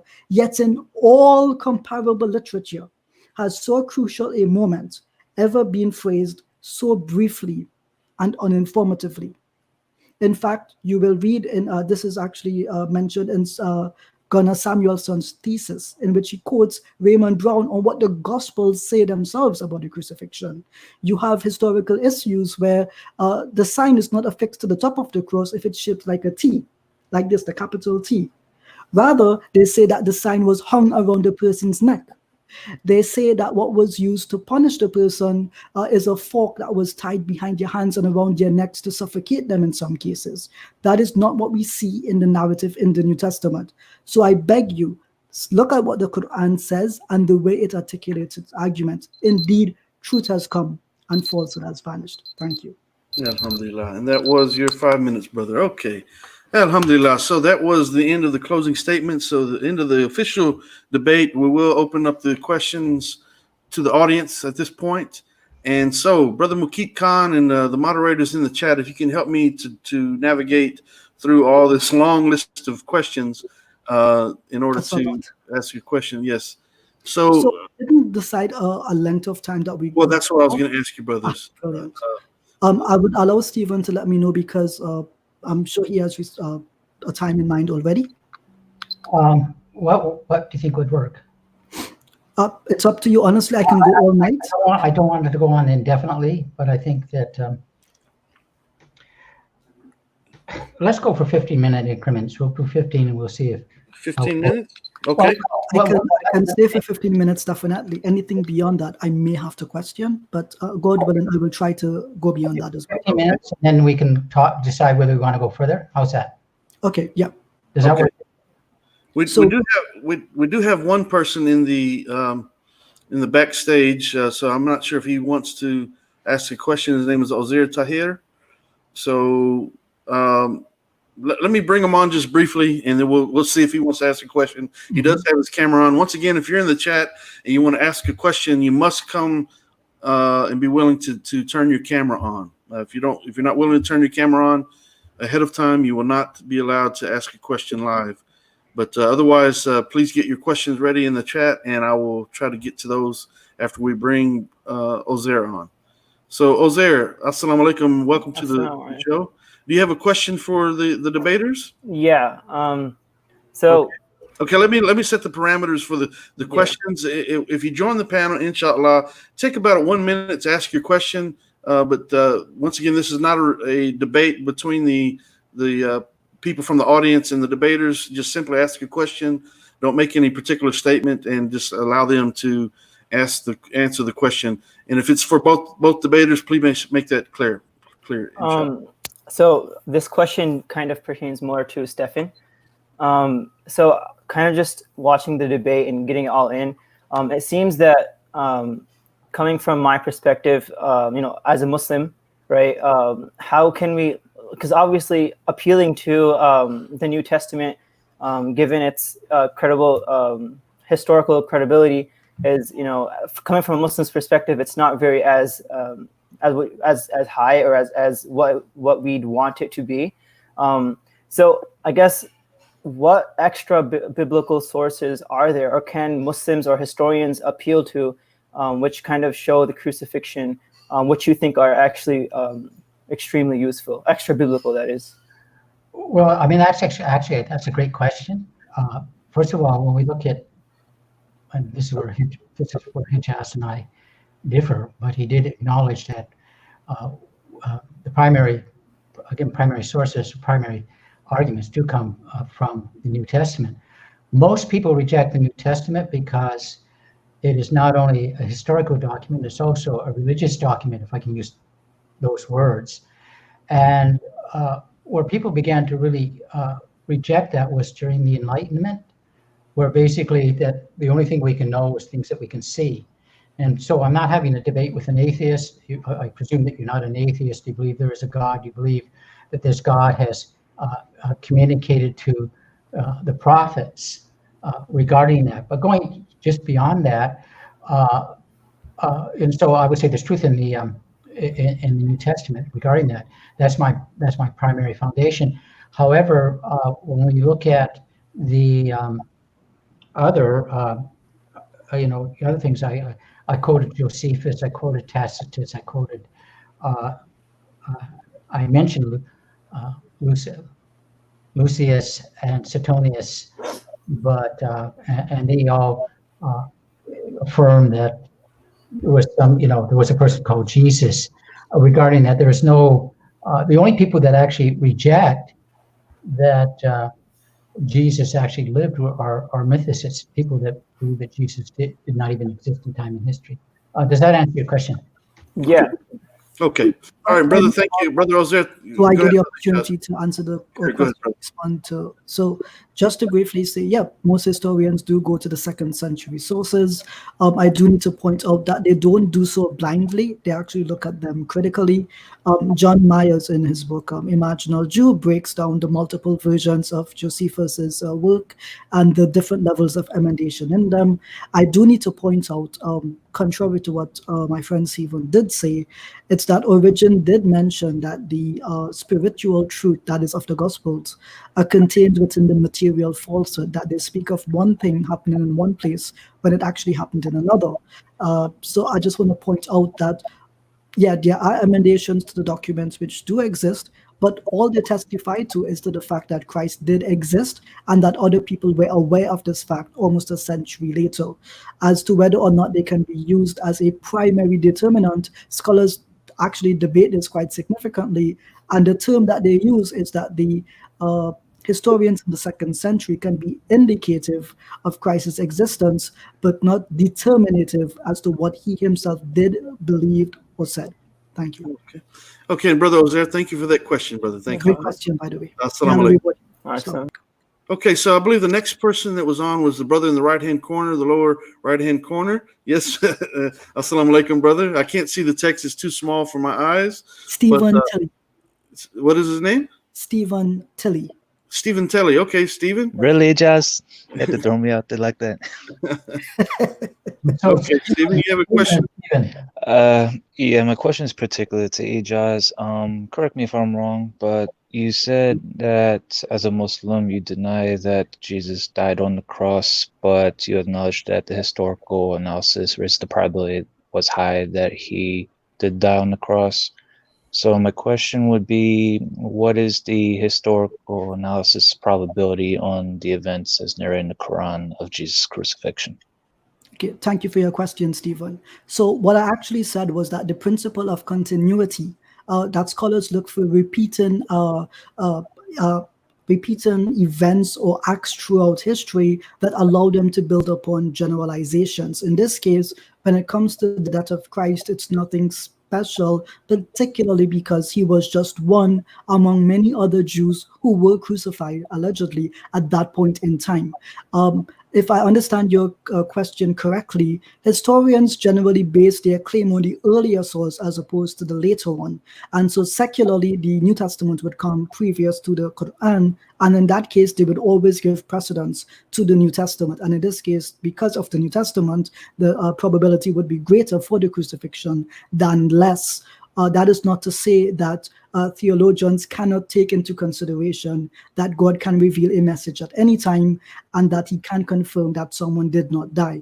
You are right in saying that I am not an atheist. I am a Muslim, alhamdulillah, but I do have to navigate this territory with some level of precision and nuance. Thank you for your question, Stephen. Good question.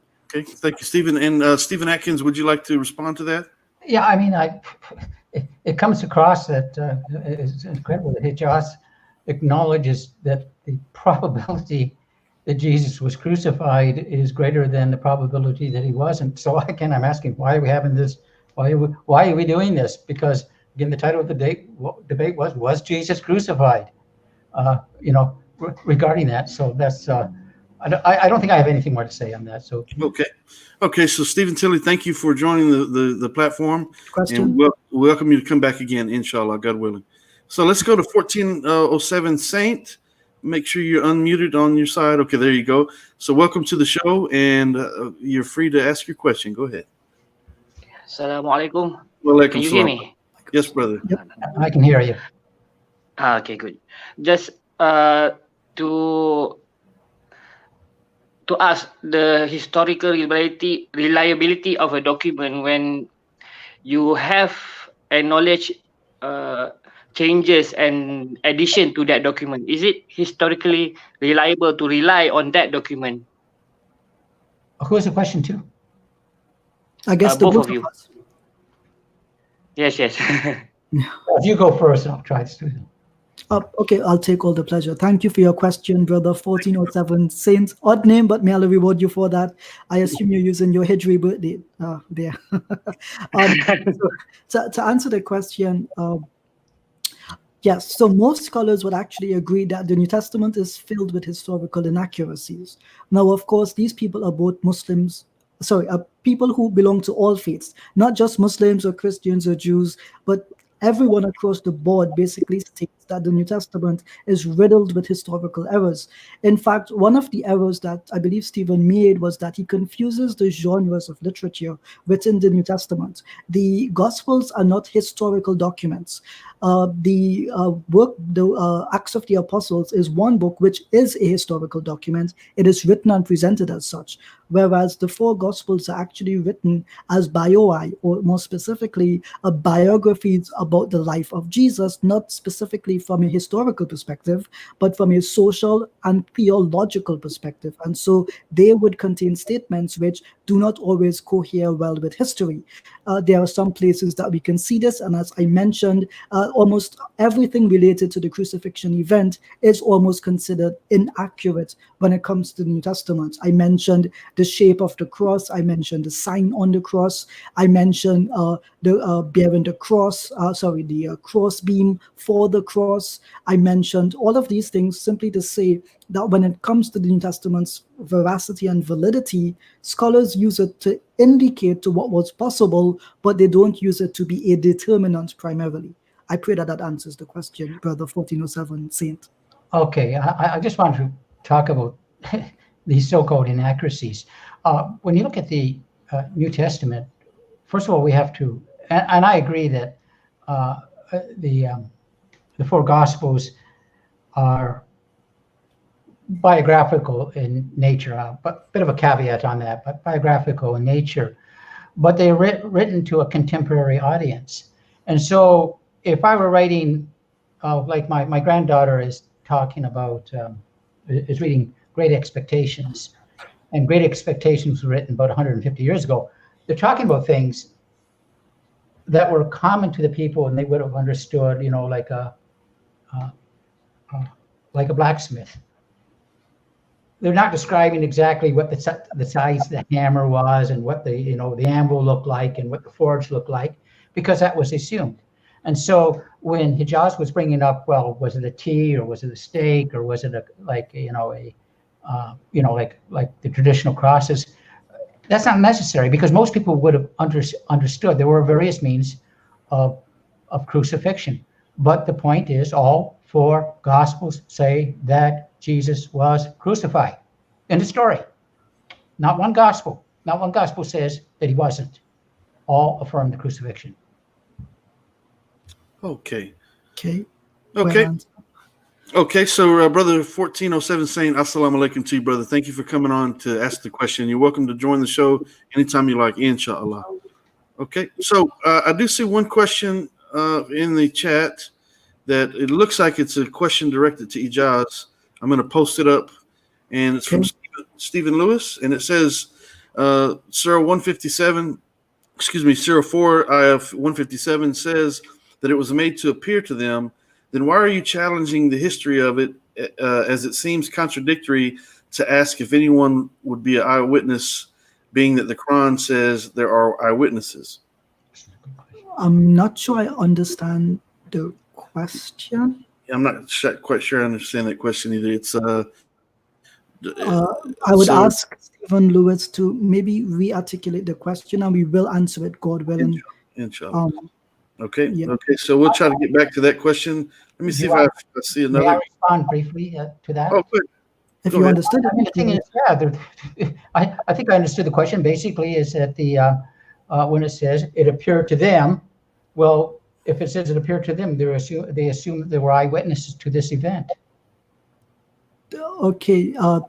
So if I would respond to that, that would not seem to be the case at all, because the Quran does not indicate a time in which it appeared to them is when it appeared to them. I think that would be eisegesis reading into the text to give it a time period when the text itself does not do so. Okay, so here's another question. It says, why is the substitution theory more prevalent among classical exegesis of Quran among the scholars, despite very weak or almost non-existent historical evidence? So I guess I'll take the jump at this one, unless Stephen wants to go first. No, but generally speaking, the early Quranic commentators used what we would call Israeliyat. And so they would take the statements of Jews and Christians into consideration when they would write their commentaries. That is not to say that Muslims have an obligation to accept them, or that Muslims have a duty to preach those same interpretations. Rather, it is we take the Quran as the word of God, and we use commentary as aids to understanding, but not as determinants as to what the Quran itself says. What is clear is that the Quran in its own words says that Christ was not crucified, full stop. It does have the statement, it was made to appear so to them. And personally, I take this to mean that the narratives coalesced into a historical tradition, in the same way as I mentioned Brett Kavanaugh and the sexual assault allegation related to him. Something can start in one way and end another. People can passionately believe something that they did not witness themselves, and this has happened throughout early Christianity.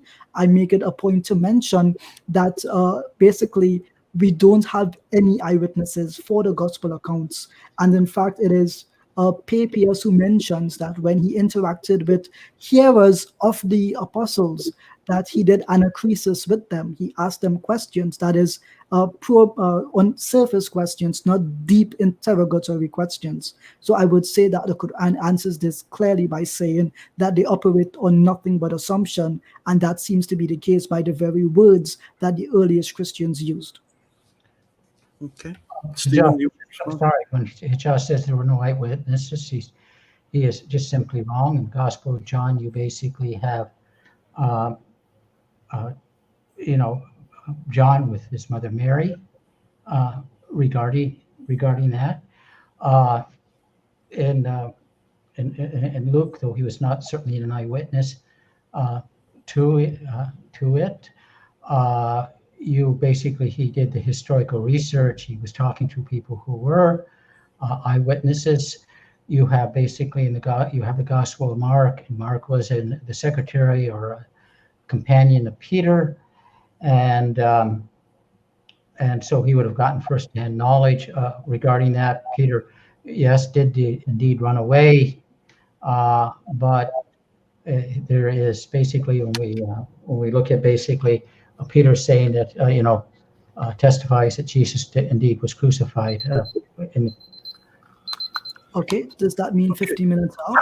Yes, that's the 15-minute mark. See, Brother Hamza is in the backstage. Do you brothers want to continue? Is it the ginger one? It's the ginger one. Salam alaikum, Habibi. How are you? Assalamu alaikum, Brother Hamza. This is the first time. Brother Hamza, this is the first time I've got to speak directly to you. So, assalamu alaikum, brother. I've watched you. Assalam, my brother. MashaAllah. Fantastic stream you're doing here, MashaAllah. Can you hear me? I'm on my phone. I don't yes, know if it's just fine. Yep, you sound exactly like a Manchester United supporter. Stephen, if it's okay with you, can we go for 5 more minutes? And then I will actually have to leave. Okay, I'll do 5 for you. Okay. Thank you, Stephen. Okay, so I'm starting the time right now. Brother Hamza, you have a question? Yeah. Because Stephen seems to be approaching the New Testament as if it's some kind of historical information that these events actually occurred and such.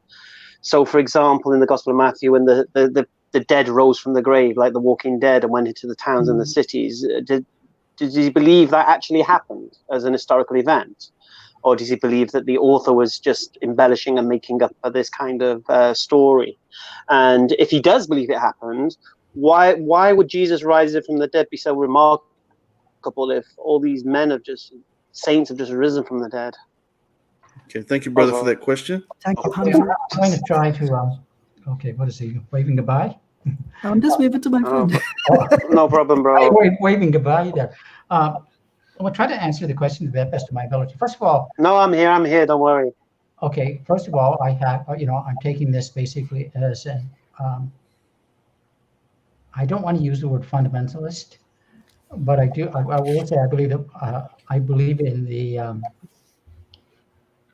Even the word evangelical is falling into disrepute. I believe in that the Gospel of Matthew is historically accurate regarding that. And again, Matthew was written for a particular purpose to a particular group of people to make a particular point on that. I know it's not accounted in the other Gospels, but if all 4 Gospels were exactly the same, we'd only need 1 Gospel regarding that. So there's different audiences for each Gospel. Matthew was written it was written for basically a Jewish audience. I see you. I don't know whether you're smiling. Are you? Is it? I really. I'm laughing. Laughing at my answer?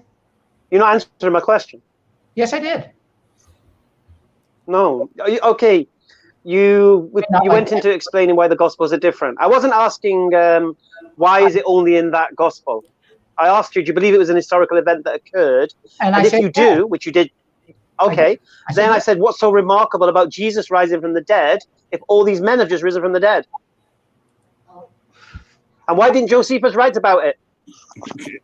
Okay. Yeah. Okay. Thank you, Brother Hamza, for your question. Unfortunately, we can only ask 1 question. Okay. So, you want to give that a stop, Stephen? So, Stephen, you can just stay focused on the original question if you want to. And I answered the original question. Okay, sure. I try to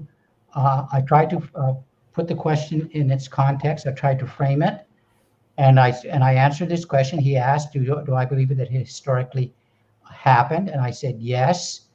And when we talk about that, it says that believe in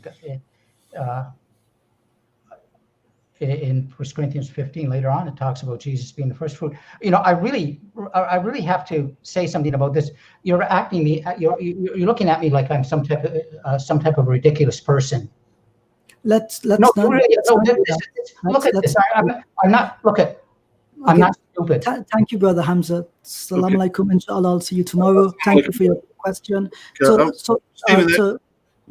Stephen, we certainly wasn't trying to make you feel. I wasn't. I don't think Brother. I'm not saying you were, but yeah. Hamza was. I'm not stupid.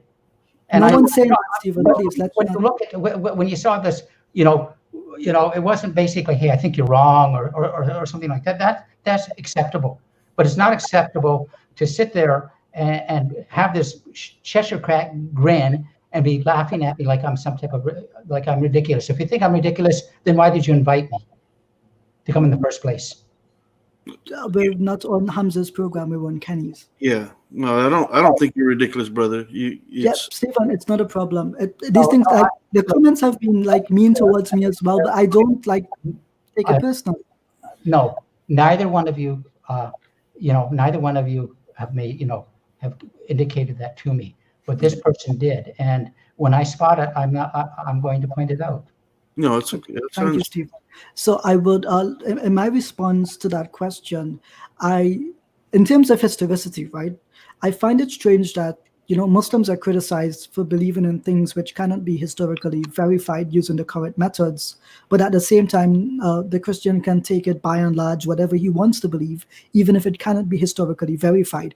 There seems to me to be some level of a double standard in there, an inherent bias. Personally, I would have no problem if the saints in Matthew story was true. That would not bother me in the least. In the same way that God can save Christ, he can equally save, or as a sign of having saved Christ, raise people as a sign of God's mercy. That for me is not a problem. In regards to its historicity, it is a problem when we do apply the historical method, which is why if we are being consistent in our methods, I think Stephen would have been good to say, I as a Christian accept that the story is true, but historically it cannot be validated or verified. But I hope, God willing, that does answer the question. Unfortunately, Kenny, I think that took us more than 5 to 6 minutes. Yeah, that was at the 5-minute mark. Yes, absolutely. Okay, so unless you brothers want to keep going, there are other questions. I got to run, but I want to say something to Stephen really quickly, which is, Stephen, I've known you for 4 years. Yes, you are a nice gentleman in person. We hug. Let me expose Stephen Atkins right now. He hugs me when we meet each other. Isn't that right, Stephen? Yes, but I'll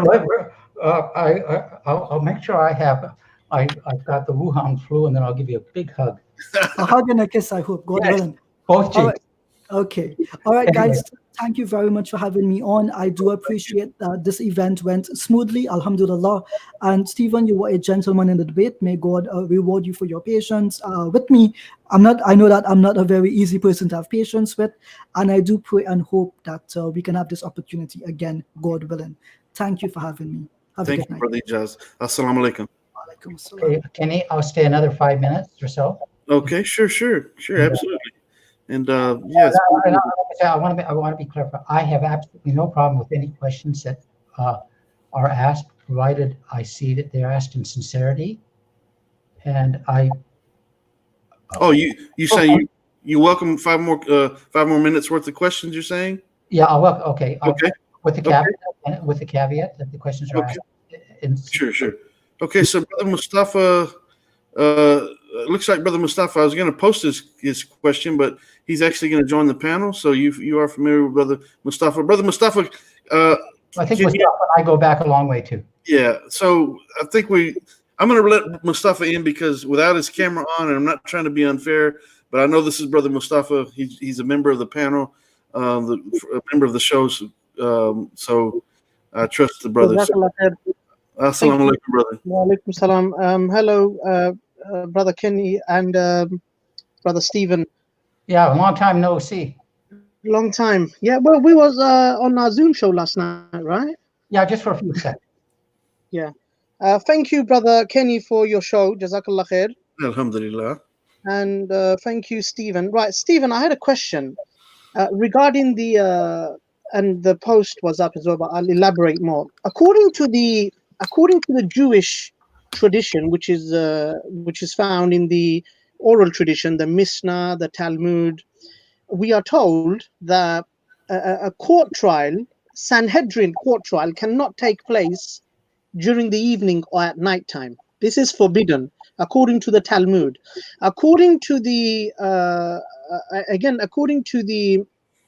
Mishnah, the accused cannot have a private conversation with the high priest. That's according to the Mishnah again.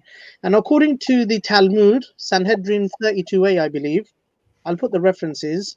It's a court cannot judge by giving the capital punishment during the evening. It has to be done during the morning, before an animal sacrifice in the morning.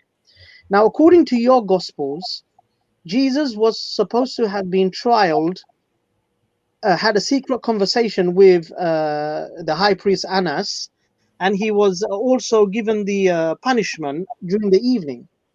Does that not go against the Jewish traditions which the Jews were abiding by, especially the members of Sanhedrin? Bear in mind, according to the Gospel of John, the members of Sanhedrin went to the house of the high priest. And we know by consensus that there's up to 71 members of Sanhedrin. So are we to believe that 71 members of Sanhedrin, they all went during the evening to the high priest? That was the Friday. They went, was it? They would have gone to the high priest and they would have had a discussion with him, knowing his Sabbath is around the corner. They have better things to do. Brother Mustafa, what can you summarize your question for him?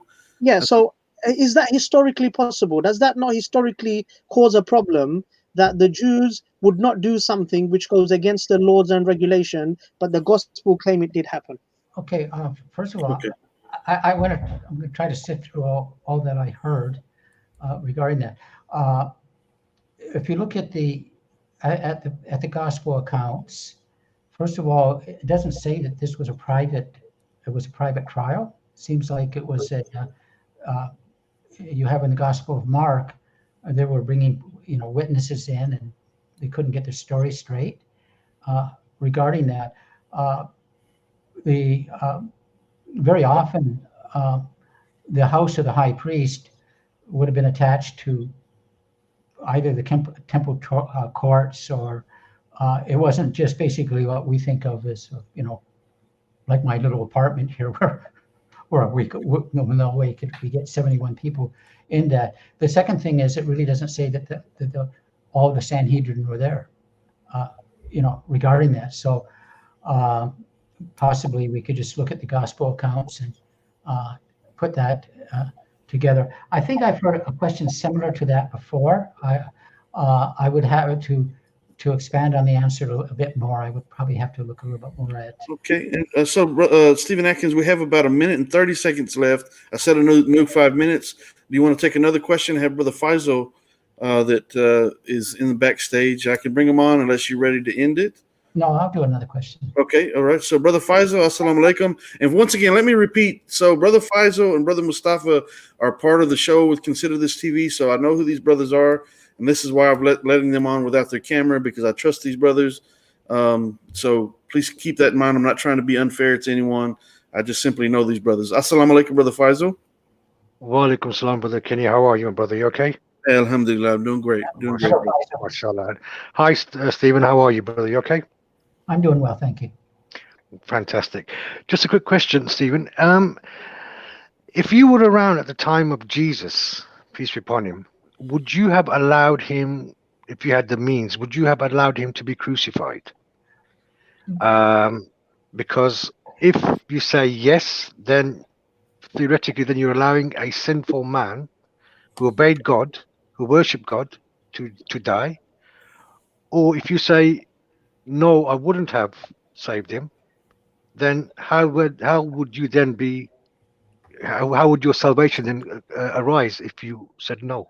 Well, I think the only way to answer that question, because it does, as Ijaz said, quite a hypothetical question, and hypothetical questions are really, I mean, it's sort of a damned if you do and damned if you don't, a type of thing. But if we look at the gospel accounts and look at from their perspective, is that when Jesus was going up to Jerusalem, he was telling the disciples he was going to be crucified, and they were trying, no, far be it from this to happen to you. And actually, Peter is rebuked for making such a statement.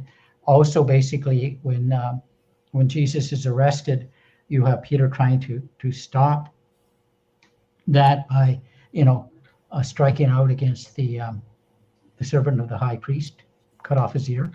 I believe his name was Malchus. So it would have been, like I say, the understanding would have been incomplete of what was happening. They really did not understand what was happening until after the events. And you see in the Gospel of Luke, in chapter 24, on the road to Emmaus, that Jesus has to open up the scriptures to them. And so there's at least some sort of post resurrection teachings clarifying the beliefs of the disciples. So I can't answer that question beyond what I've said, but it's something that we sort of wrestle with. And I honestly say, you know what? I just can't answer it. Okay. Okay. Thank you very much. I appreciate that. I hope it helps. Yeah. And thank you, brother. Yeah, thank you very much, Stephen. So, Thank you, Brother Brother Kenny. Ziad, I see Brother Ziad and Brother Marshall Gregory. I don't know if you brothers have a question for Stephen, and if Stephen has time, if you continue to answer. Yeah, I got one quick question for Stephen. Okay. Okay, it's a two-part question. Do you accept that disciple John wrote the book of John in the Bible? Yes. Okay. It's generally accepted the Christian tradition that Jesus ministered for about 3 years prior to his death in 330 AD, making John 24 years old at the start of the ministry. Probably the youngest apostle, often claimed. The book of John in the Bible was written between 90 and 10 AD. That will make John 114 to 124 years old. John died at the age of 93, 94. How did a dead man write a book? Well, first of all, you have a false assumption. You're assuming that I believe that John was written after 70 AD. I hold to a very early writings of the Gospel of John. In fact, I believe all the Gospels were, in all likelihood, written before 70 AD. And if you look at one of the verses, and I actually had this discussion with Shabir Ali about 10 years ago, in a debate he had with James White on the crucifixion. In John chapter 5, where you have the healing of the man at Bethsaida. And there's a phrase that says, now there is in Jerusalem this pool, and it describes it. So when you read through the Gospel of John, historically, it seems that, just surface reading, that the Jerusalem was still standing. So if we had time, possibly we could have a debate sometime in the future, or a discussion sometime in the future, is how early were the Gospels written. And I would, it is from my own personal study, that all the Gospels were written before 70. In fact, I do not hold to what is popular, to that Mark was first. I believe that Matthew was first. Okay, what year was the book of John written then, to your scholar? What's that? Well, excuse me. There's lots of scholarly opinion. I'm not just pulling this out of the air. My position obviously is in the minority, but there are people who believe that John was written much earlier than 90, and probably before 70. I would acknowledge that it was probably the last gospel, but as N.T. Wright has said, we just don't know. Okay. Okay, even if it was written, even if it was written 20 years earlier, that would make John 104. Okay. John died in 90. Sorry, where are you getting these numbers from? From your Christian scholars. Which Christian scholars? Cite the source. Okay. Huh? Well, if you're going to throw a number out at me and say Christian scholars with it, please cite the source. And basically, not really on topic, but I'll okay. Okay. So no, let's clarify this. Okay. 24. You're saying that John was 24 years old when? Was he 24? 24 when. Oh, sorry about that. I'm getting a lot of feedback. Okay. Scholars say that John was 24 when Jesus started his ministry. Yes. Okay. Okay, so he's 24 and 30 AD. So it means he was, what? 6? 27. 27. No, you just said 24. 23. Okay, according to the Bible, Jesus ministered for how many years? 3 years, right? Yes. Okay, so it'd be 27. Yes. Okay, 24 plus 3, 27. Yes. Okay. So that'll make him between 114 and 124 years old.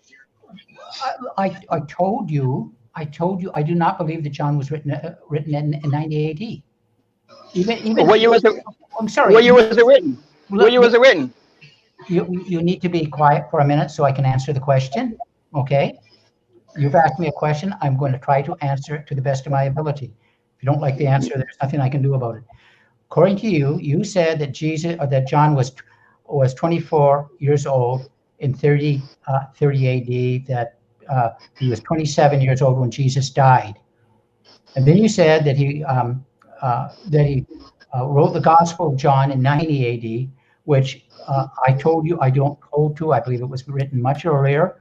However, if we go with the numbers that you gave, that would mean that John was still under 90 when he wrote the Gospel. An old man. So where do you get the number 124? It's simple math, so. How do you math? If someone is born around 480, okay, and around 4 or 5, you agree with that? Let me ask you a question. What? No, let me finish this because this is. Yeah, I was saying was getting what year do you claim John was born? Approximately. It doesn't have to be exact. Approximately. Oh, I mean. Yeah, I'm asking. What year? Because this is silly. What year was John born? It said, okay, listen. Okay, generally accepted Christian tradition that Jesus ministered for about 3 years prior to John's death. Exactly. 330 AD. Okay, so man, so I'm making 3 years older than 24. It'll be 27, right? Yes. Okay, and and most of the Christian scholars say the Book of John is written between 90 and 100 AD. And what did I say? Did you listen to my answer? Yes, I did. Every scholar I've seen said from 70 to 90. Even if it was 70, that'll make John 104 years old. Okay, folks. Did you say 140 years old? 104. 104. Okay. How do you take if you take that? Okay, if you take that. Let's go with your numbers. Okay. You said that. What's 70? What's 70 plus 34? What? I mean, what's 70 plus 27? 107 then. How do you get? You're not listening to a word I'm saying. Kenny. Yes, sir. Okay. I'll talk to you. Okay. Now he said that the Gospel of John was written around 90. All right. I don't necessarily hold to that, but for the sake of the argument, let's say that John was written around 90. Okay. If John was born around 4 AD, making him about 24, 25 when Jesus began his ministry, and the ministry was 3 years. We come up to about, as he said, 27, 28 years of age. All right. So if you go from 30 to 90, that's 60. 60 and 24 is 84, 85 years of age, not 104. So how do you come up with those numbers? Easy. You're not doing the math correctly. Okay. Kenny, do you want to tell me how I'm not doing the math correctly, please? Yeah, I'm confused myself about this whole ordeal, to be quite honest. Okay, okay, next question. Let's go on. Okay, so Brother Ziad, do you have a question? And maybe you've listened to the math, and maybe you have a better explanation. Or I haven't studied this theory. First of all, I'd like to say hello to our brother Stephen. Thank you for coming. I really enjoyed listening to the debate. even though unfortunately I didn't listen to the beginning of it because I was very busy working. Anyway, I do have a question regarding the New Testament, which of course Christian scholars and Christians, not just scholars, take as the word of God and they go by it. There is something very interesting in this New Testament. It says on multiple occasions, I'm just gonna quote one, that Jesus Christ indeed was, peace be upon him, he was saved from the cross because he was very obedient to God. If you read Hebrews chapter 5, verse 7, it says that God actually saved him from death. How would you deal with that? With all due respect, of course. Okay, thank you. Thank you. Thank you. It's a good question. I appreciate. Thank you for that question, Brother Ziad. Thank you so much because it's a great question. I appreciate with the sincerity the question was asked in, but I need to ask you a couple of questions before I go on. Have you read the book of Hebrews? All of it? Yes, of course. What is the main theme of the book of Hebrews? Hang on. Just the main theme. Don't have to be a detailed exposition of it. Well, the book of Hebrews, first of all, it's unknown. It's unknown author. I'm asking what the theme is. The theme is about the alleged. The theme of Hebrews is about the alleged historicity of what happened to Jesus, as well as misquotations from the book of Psalms. Well, I would love to go, if we had the time, I'd love to go with you, but the theme of, but basically, as we read through the book of Hebrews, the book of Hebrews is definitely teaching that Jesus was crucified. So in regards to, Hebrews 5:7, to be rescued from death, basically is it's not, because as I said, time and time again, the book of Hebrews talks about Jesus being crucified, but if I'm raised on the third day, I'm certainly rescued from death. Regarding that, I think if we look at the context of Hebrews chapter 5, it's quite clear what is happening there. That's a common Muslim argument, and I think it's unfortunately one of the poorer Muslim arguments regarding that. You can't just say, piecemeal the book of Hebrews and pick and choose. When reading any New Testament book, there is basically a theme that the writer is trying to get across. In the book of Hebrews was probably one of the later books written. I think it would be before 70 AD, but maybe 68, 69. And these Jewish believers were going through a whole bunch of persecution. They were ready to return back to Judaism.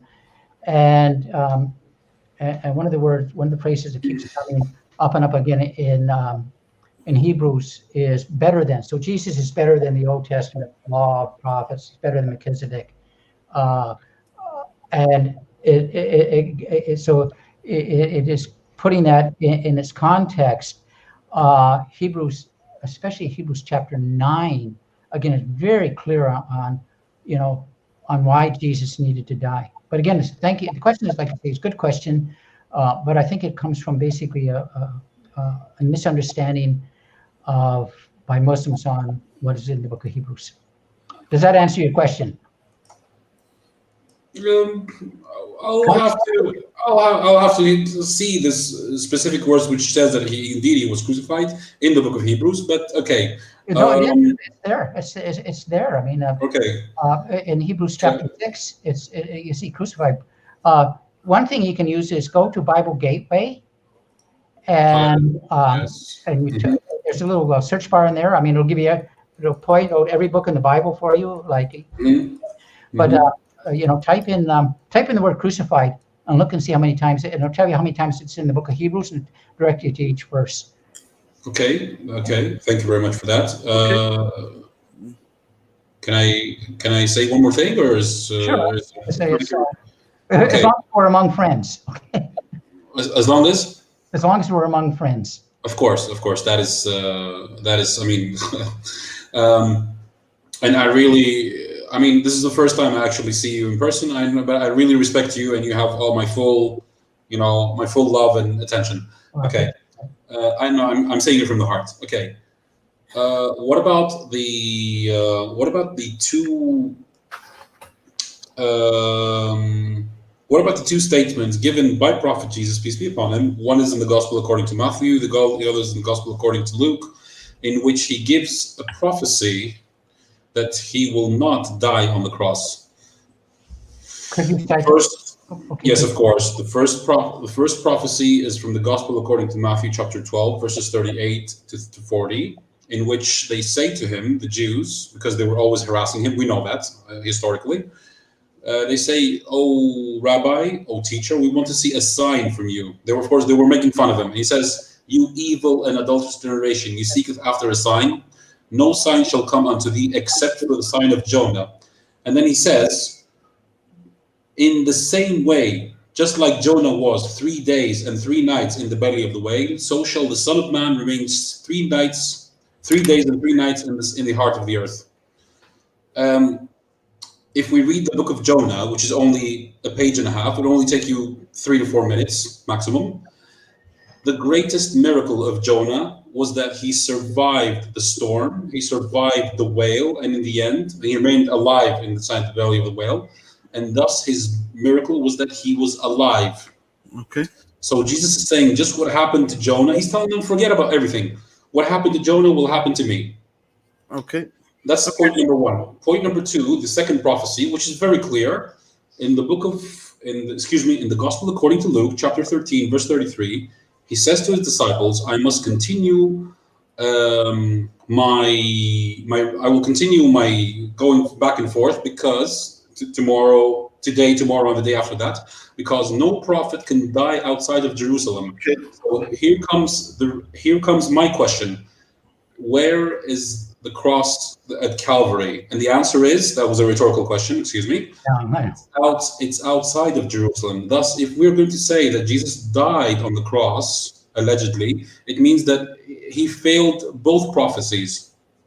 Okay. So let's make that the last couple of questions there. We're at the 3-hour mark, and I think it's about time to end the stream. I have to try to do this very quickly if I can. Okay, thank you. In the 3 days and 3 nights, and I actually was prepared for the question because I received it. Actually, I owe an answer to Sadat Anwar's wife, Tabasum. She asked me that question about 4 years ago when I had my debate with Shabir on the 3 days and 3 nights. And again, it's a good question. Now, just to clarify that, are you talking about that Jonah was alive and did not die and Jesus died? Is that the framework of your question? Yes, because Jonah actually prayed to God from the belly of the whale to be saved, because he had gone against the will of God. So God punished him, and the will of God happened whether Jonah liked it or not. Okay, well, first of all, if you read the first chapter of the book of Jonah, I looked at this, and I mean, because I did struggle a bit with that. Okay, was Jesus, Jonah alive or dead? If we look at the language of it, it is the language of death. It talks about the Sheol and the depths and going below the mountains and the waters surrounding me. If you look at what the Jewish understanding of what Sheol was, it is a very accurate description of that. The second thing is that, to my understanding, is that death does not mean a ceasing to exist. So whether Jonah was alive or not, I think you can make a case for either one. I personally don't know, and I haven't studied it enough to give you on what so I can't categorically say that Jesus or that Jonah was alive or dead. Okay, in that way. But when we look at what death is, again, to my understanding, is it does not mean we. Maybe in Muslim understanding, there's some type of soul sleep, but in the Jewish, apart from not in the what are the Sadducees believe there was some type of soul sleep, but the Pharisees believed that there was some type of consciousness after death. When we look at the parable of the rich man and Lazarus, there certainly seems to be a consciousness after death. We look at some of the one of the writings of Peter, he talks about that when Jesus died, and he descends into the depths to rescue those who are captive there. So that's how I could answer that. I think in your passage in Luke, is it Luke you mentioned, where no prophet should die outside the walls of Jerusalem? Luke chapter 13, verse 33. Yeah, with that, I think that's sort of just a general statement and not necessarily, and a principle, but not necessarily an exact historic fact, because I would believe that Jesus was probably crucified outside the city wall, but within what they would have called the precincts of Jerusalem. So the statement in itself is true. Hope that answers the question. Guys, it is getting tired with it. I appreciate this talk with this friend. He's like I said, sounds like a person that we can have a reasonable discussion with regarding. Yeah, he's a regular panelist on the show. So he's, let's talk. Maybe, like I say, maybe we can arrange, some type of panel back and forth where it's sure. Not. Thank you. Sure, absolutely. Okay. When we can have it like this, I don't have a problem. Sure. With that, because I do think that it has to be, and that's why I really was upset with that one individual, not the guy with the numbers, because that was just plain. I just personally didn't understand that, but I think there has to be a mutual respect one for another. And if we're condescending to one another, there's no point in having any conversation, because it just doesn't work. Yeah, you're right, brother. Okay. All right, Stephen, thank you. You did a wonderful job during the debate, and I thank you for. Will you send me? The copy of the debate so I can put it up? Yes, I will, brother. I sure will. Let me know, and then I can go through it, and I can I'll put it up unedited. Unedited to the is it being recorded now? It's being recorded right now. Yeah, it'll be completely unedited. I don't edit anything. I won't put. I'll put obviously, the Q&A of the Ijaz and I had and the closing statements, but not this part of it. If you don't mind. Okay, sure. That's basically what I expect. Sure. Not a problem. I'll say good night and thank you. Okay. Thank you, Stephen. Have a good night. God bless you. Okay, so with that being said, I do thank everyone for tuning in and watching this debate between Brother Ijaz Ahmed and Stephen Atkins. It was a wonderful debate, and I do appreciate everyone that was watching once again, and Brother Mukit Khan, MI5 Dunya, people that were moderating in the on the YouTube channels. Thank you for that, and everyone who's contributed. Thank you to Brother Marshall Gregory for the work he does behind the scenes. And I do bear witness there's no God other than Allah. And I bear witness that Muhammad, peace be upon him, is the final servant and the seal of our prophets. And once again, my name is Kenny Bomer. I'm the author of the book, Consider Islam, Disproving the Patriots of Propaganda. And the forthcoming book, Everything is a Test, Truth is Made Clear from Falsehood. And I thank everyone for watching once again. Assalamu alaikum, rahmatullahi wa barakatuh. Please tune in for the upcoming shows. Tomorrow is going to be the 5-minute sound off. On Monday, inshallah, we'll have Reasons to Revert. We'll be interviewing a revert to Islam. And we also have the Ask a Muslim series and some other things coming up. So tune in for that, inshallah. Assalamu alaikum, rahmatullahi.